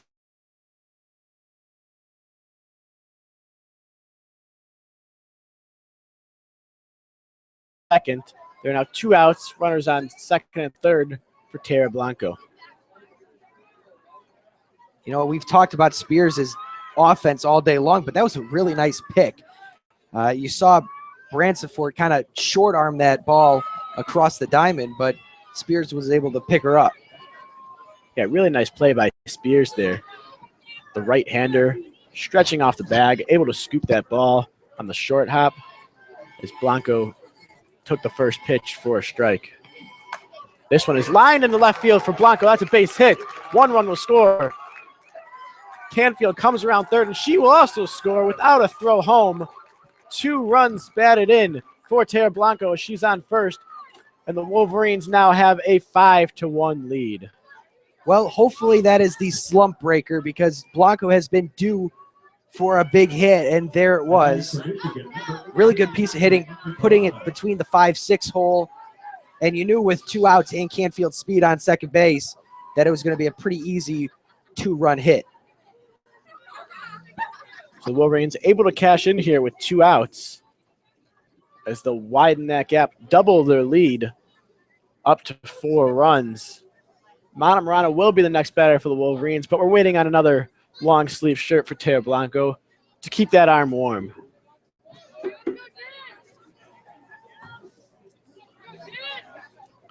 These last 2 innings, the Wolverine bats, to an extent, to come alive, but really their approach to the plate has just been fantastic so far, working the counts, working walks, getting their pitches to hit. And once Janelle Case came in, a little more of a hittable pitcher than we saw from Ronnie Ledeen's, they've really attacked early in the count and putting the ball in play with some authority.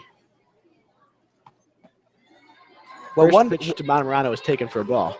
Walks result in only 1 base, but they do so much more than that because they give everyone else on the team just that many more pitches to see what the pitcher is throwing, how they're throwing it, and it breeds or leads to a lot more success than just getting that 1 base. And so far, the queen of seeing pitches so far today, Lindsay Montemurano, takes ball 2. She's already seen 21 pitches and has just started her 3rd plate appearance of the evening, or the afternoon.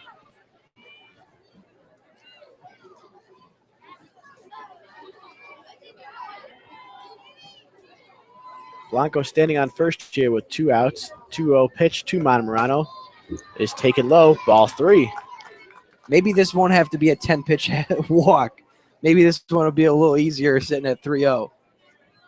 Yeah, Montemurano so far a 10-pitch walk, a 9-pitch walk, and so far up 3-0 here in the count against Janelle Hayes.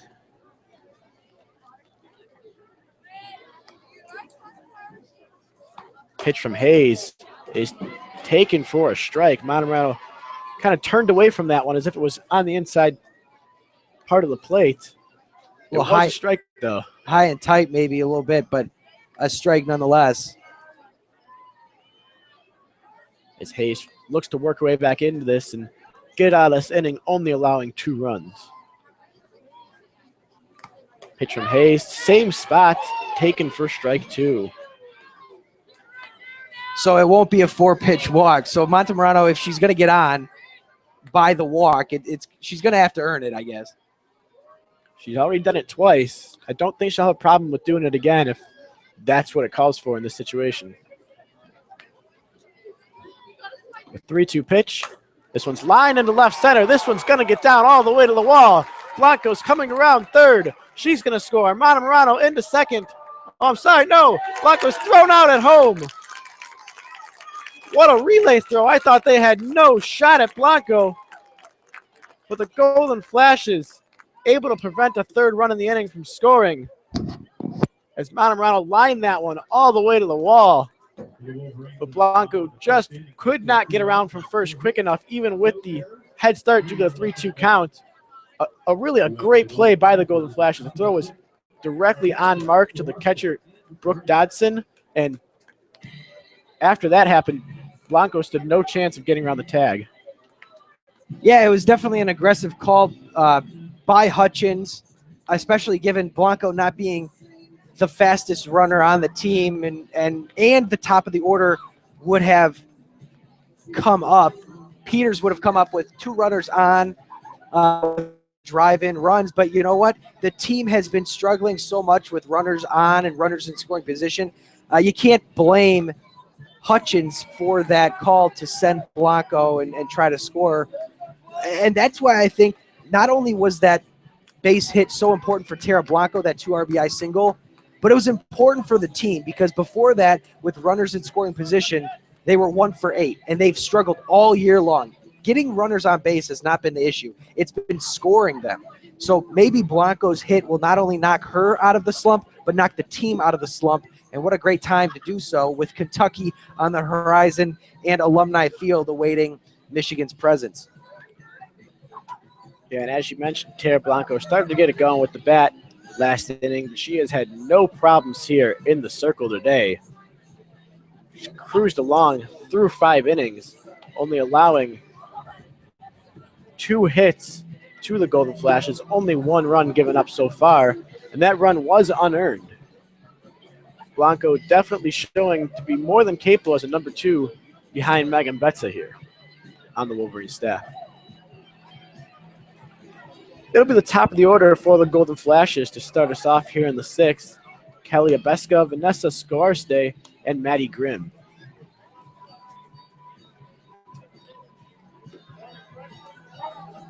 Well, and I think, and I've said it too, I think we refer to Blanco as the number 2, but I think it's about time we start referring to her as 1B to Megan Betza's 1A, because Blanco she's been fantastic all year long and has really embraced this role and has made Wolverines fans feel just as confident in Game 2 of series than they are in Game 1.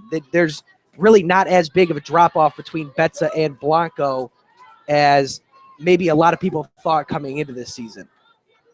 And Kelly Abeska here has not had much luck against Blanco today. Struck out twice, once looking, once swinging. Takes ball 1 from Blanco here to start the inning. Abeska, right-handed batter. Looks at strike 1, high in the zone.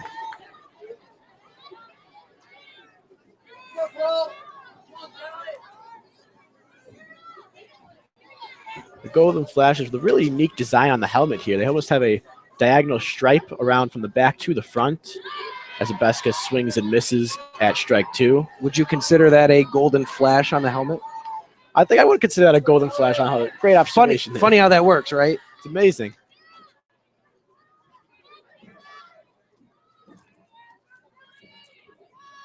Blanco with the 1-2, fouled straight back by Abeska.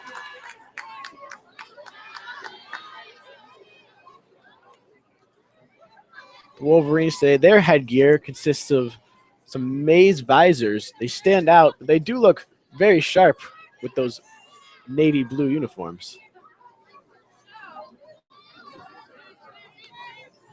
We'll try again with another 1-2 from Blanco. Swing and a miss. 3rd strikeout of the day for Kelly Abeska. Blanco sets her down. That is Blanco's 9th strikeout of the game. Yeah, Abeska's having some issues figuring Blanco out because she has been carved up all day long by the Wolverines righty. That'll bring up Vanessa Scoarste, who has also been victim to a strikeout, but also hit that liner that was dropped by Kelly Christner in center field in the 4th inning. She'll swing and miss at strike 1.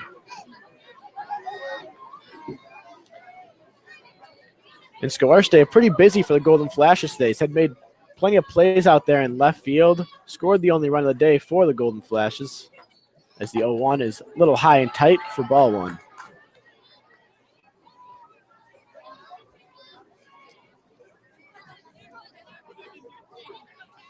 Scoarste's batting average has dropped a little bit from the start of the day down to 227.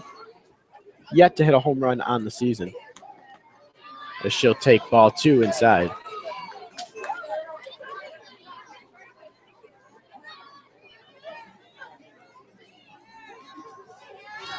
Wolverine alignment pretty straight up, as they have been for a vast majority of the game. Not too deep on the outfield, just a pretty moderate depth there. Infield playing their normal depth as well. 2-1 pitch is check swing, appeal down to first. She did go around. That's strike 2.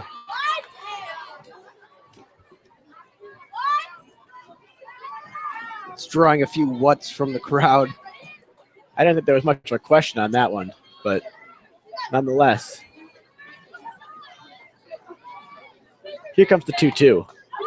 Looked at first, strike 3. Well, if you didn't like the strike 2 call, you're definitely not going to like that one, because that was a pitch perfectly on the black. And Blanco is now racked up double-digit strikeouts. The 4th Golden Flash batter she's retired looking on the day. That brings up Maddie Grimm, who doubled her last time at bat. Grimm will bounce this one over to second. Canfield will make the play easily. Toss over to first, and that ends the inning. Golden Flashes go down pretty quietly here as Blanco racks up 2 more strikeouts to add to her total. Going into the bottom of the 6th, the Wolverines lead 5-1.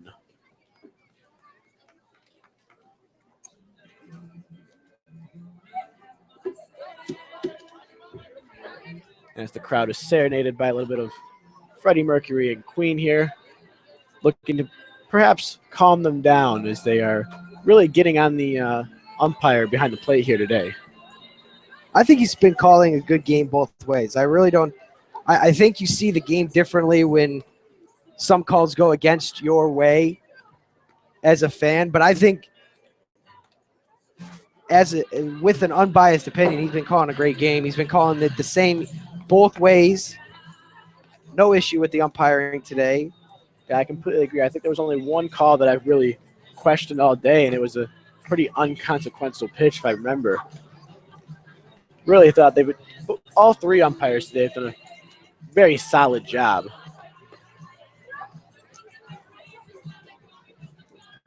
It will be Janelle Hayes to remain on the mound for the Golden Flashes.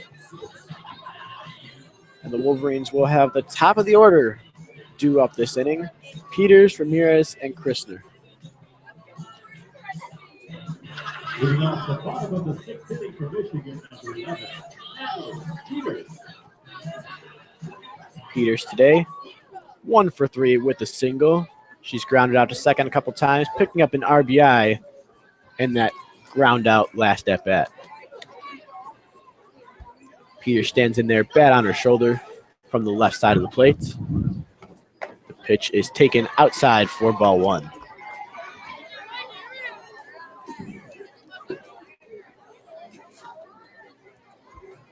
Peters' average, despite going 1 for 3 today, picking up a base hit, has dropped a little bit as she was hitting well over 400 to start the day. At 411 right now. Still not shabby at all as she looks at strike 1.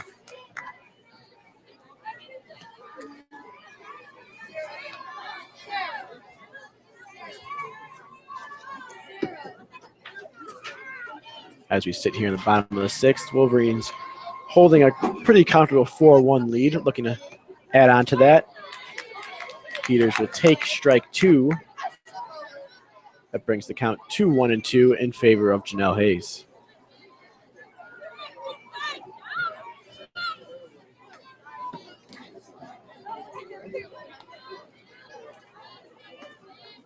Peters readies for the 1-2. This one's tapped back to the circle. The umpire is waving it dead, however. Peters is going to be called out. It looks like she contacted the ball while outside of the batter's box. That's an out to start the inning for the Wolverines. That's the risk you run when you're a slap hitter, and sometimes your timing just is off just a tick, and it results in an error like that. Abby Ramirez taps this one towards first base. She's going to beat this one out. First baseman Holly Spears came in to make the play, tossed over to second baseman Kelly Abeska, but that was not in time. It appears head coach Eric Oakley does not agree with the call, but she looked pretty safe to me from up here. Definitely looked like she beat it out, but the umpires will get together. There's no harm. If you're Eric Oakley, there's no harm calling the umpires together, asking them to see what or talk about what they saw, because if they say she's safe again, the call is what it is, and if she's out, then it's a second out in the inning. It looks like he may have been asking about Abby Ramirez being out of the box just as Natalie Peters was. I could see that as well, because that's initially what I thought, is that Ramirez was pretty far into the field. As the crowd calling for the replay, which we unfortunately do not have today. It'll be Abby Ramirez on first, though, with an infield single. Kelly Christner now steps up to the plate, batting an even 500 on the year. She'll take a strike.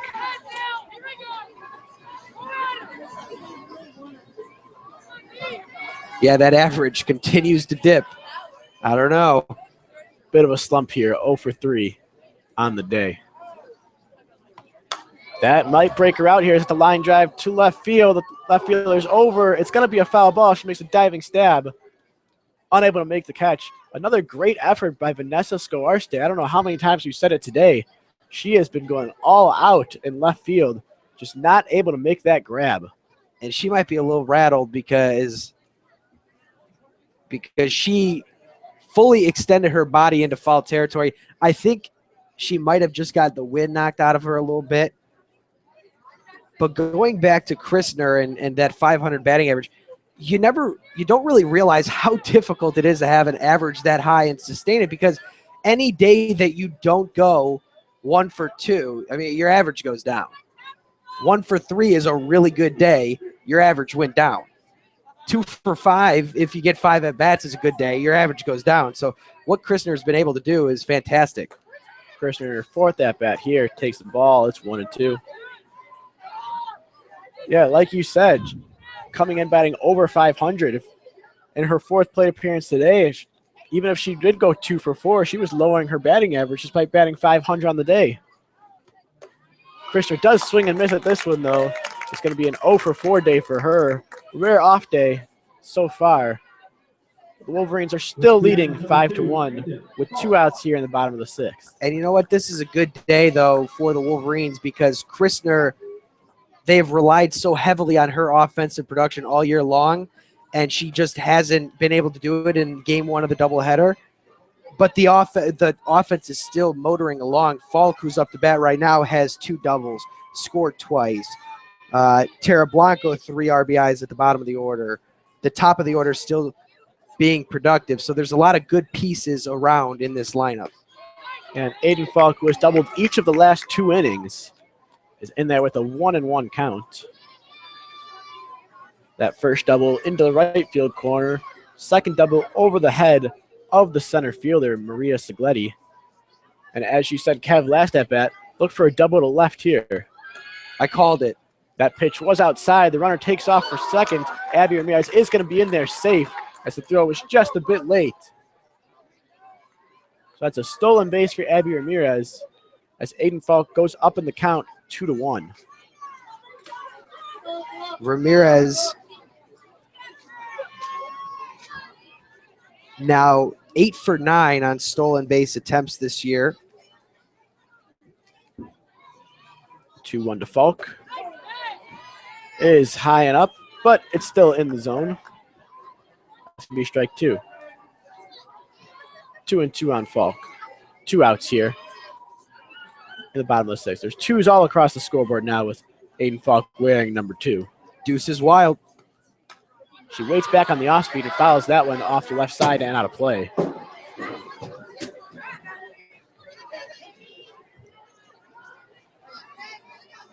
So the count remains at 2-2 here on Aiden Falk.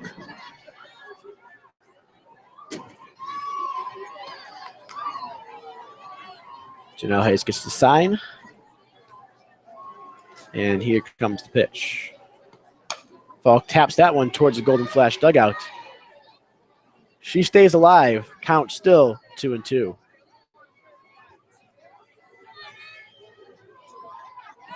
Aiden Falk raising her batting average on the year up to .321 with her 2 for 3 days so far today. Another 2-2 pitch. Tapped off of Falk. We're going to have another 2-2 pitch coming up. That's why you wear that protective shin guard, which she does on her right leg. When Aiden Falk steps to the plate, she looks like she means business with the stance she takes up there. Locks herself in. A powerful left-handed bat for sure, and has kind of found a home in the cleanup spot. That's been a revolving door all year long. We've seen Canfield, we've seen Blanco, Falk, just trying to figure it out. And maybe Falk has found a home. Another 2-2 pitch is hit towards left field. This one will not go for a double, though, as Vanessa Scolarte camps under it and makes the grab. So after 6, the Wolverines lead it here in Lexington, Kentucky, 5-1 over the Kent State Golden Flashes.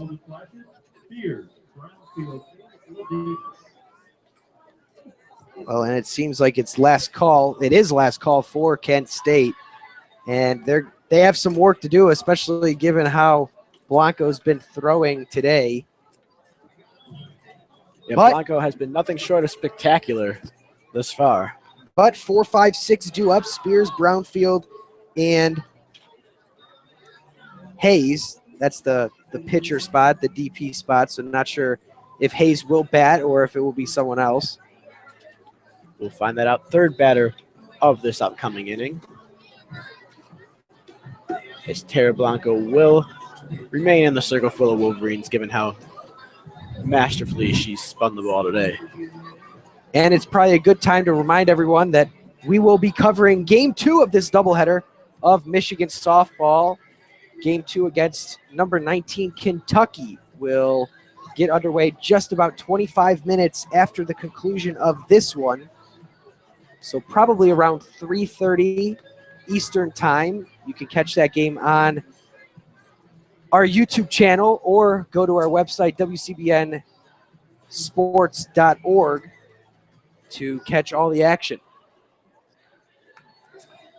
And as Kevin mentioned, the Golden Flashes will have the 4, 5, 6 hitters due up in this top of the 7th inning, with Holly Spears leading them off. Holly Spears, of course, their team leader in home runs on the season with 6. The only other hitter in this lineup with multiple home runs was Maddie Grimm with 4. So certainly a little bit of pop here to start the inning. If Holly Spears can get something started here for the Golden Flashes, Wolverines.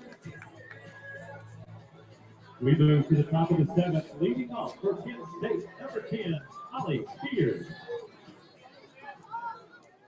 Wolverines break their huddle at the circle. Blanco looks at her armband for the sign and is ready to start the top of the 7th inning, looking to get the Wolverines out of here with a win. First pitch to Spears is taken on the inside corner for a strike.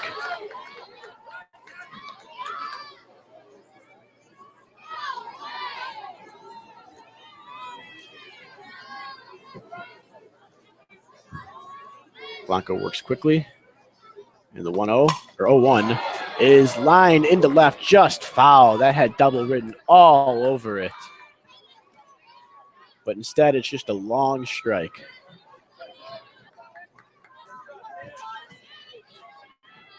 So Spears wants to get a bit of a rally here going on the top of the 7th for Kent State. She's going to have to do it down in the count 0-2 to Tara Blanco, who's already tired Spears on a strikeout once today.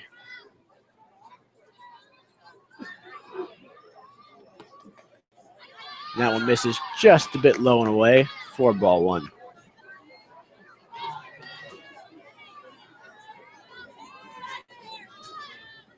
Wolverines' defensive alignment has remained the same the entire ball game. As Blanco fires the 1-2, just misses again. It's 2-2. Getting a little closer. That first one was way outside. The next one to even it at 2 was a little closer. Eventually, Blanco's going to have to come back in to Spears.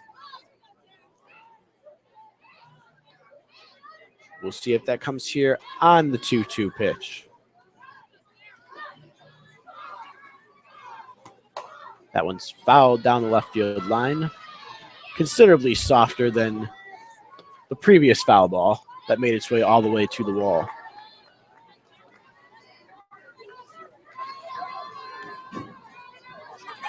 Holly Spears does stay alive, though, and keeps the count deadlocked at 2-2. Blanco twists, and the pitch. A bit inside there, as that's going to trickle away from the catcher, Katie Alexander. That's ball 3. It looks like they may have gotten crossed up a little bit there as Katie Alexander goes out to the mound to talk to Tara Blanco. Well, and given the magnitude of the pitch, you never want to allow the leadoff hitter in an inning to get on, especially when you have the opportunity to shut the door on a team like Blanco and the rest of the Maize and Blue crew have right now. Here comes the 3-2 from Blanco. Swung and missed that. That's strike 3. Blanco with her 11th strikeout on the day. Trying to match Megan Betts' even dozen from yesterday with 2 more outs to play with. Yeah, she's been nasty today. Her stuff is working. Kent State has been crossed up numerous times, and even when there's been contact made, it's been very weak aside from a few hits here and there. Bailey Brownfield steps in and takes strike 1. Brownfield 0 for 2 on the day with that pop-up bunt to Lindsay Montemorano and a ground out to first. She'll take the second pitch a little outside for ball 1. 1-1 count here, 1 out in the top of the 7th. Last chance for the Kent State Golden Flashes to get back into it as Michigan leads 5-1.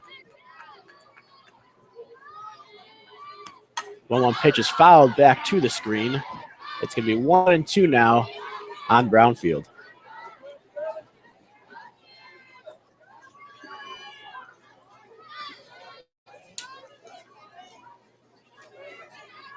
Blanco, a pretty quick worker. As soon as she gets the sign in from the dugout, looks at that wristband, twists, and fires.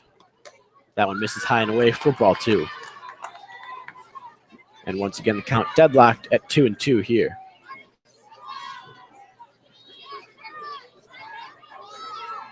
As we can see, Wolverines' next opponent, Kentucky, getting ready down that left field line. So Wolverines look to close this one out. Swing and a miss for strike 3. Blanco with an even dozen on the day.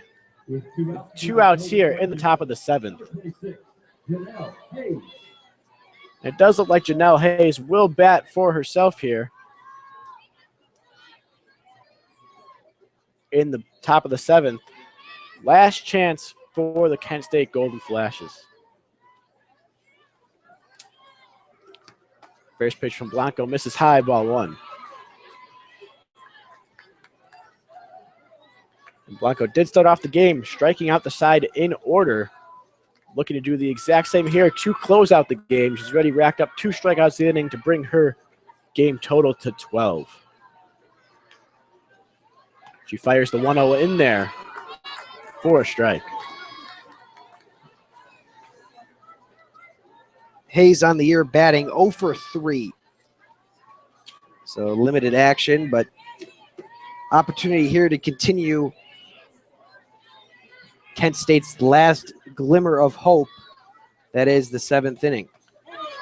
And Blanco fires that one in there for strike 2. Kent State really on the ropes here. 1 strike away from ending this ball game. Blanco twists at the hip and throws. Swing and a miss, strike 3. Her 13th strikeout of the game. And that's going to end the game, give the Wolverines a 5-1 victory over the Kent State Golden Flashes. And what a job by Tara Blanco today. 1 run unearned. Like we said, those 13 strikeouts, only giving up 2 hits, as she is able to lead the Wolverines to a victory here in the first of 2 games today on the WCBN radio. Kev, aside from Blanco's masterful performance, what else do the Wolverines take out of this game? It was a team effort. I mean, you look at the lineup, and Blanco's 2-run single was important, and Falk's 2 doubles were too, but this was a team effort, the ability to take pitches, work counts, and cause Kent State to make mistakes. And Michigan was able to take advantage of it, and that's what resulted in a hard-fought win.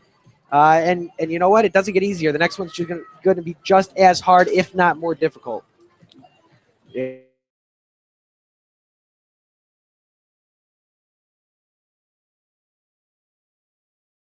To 1 win, and we'll have that game. That game will start around 3:30.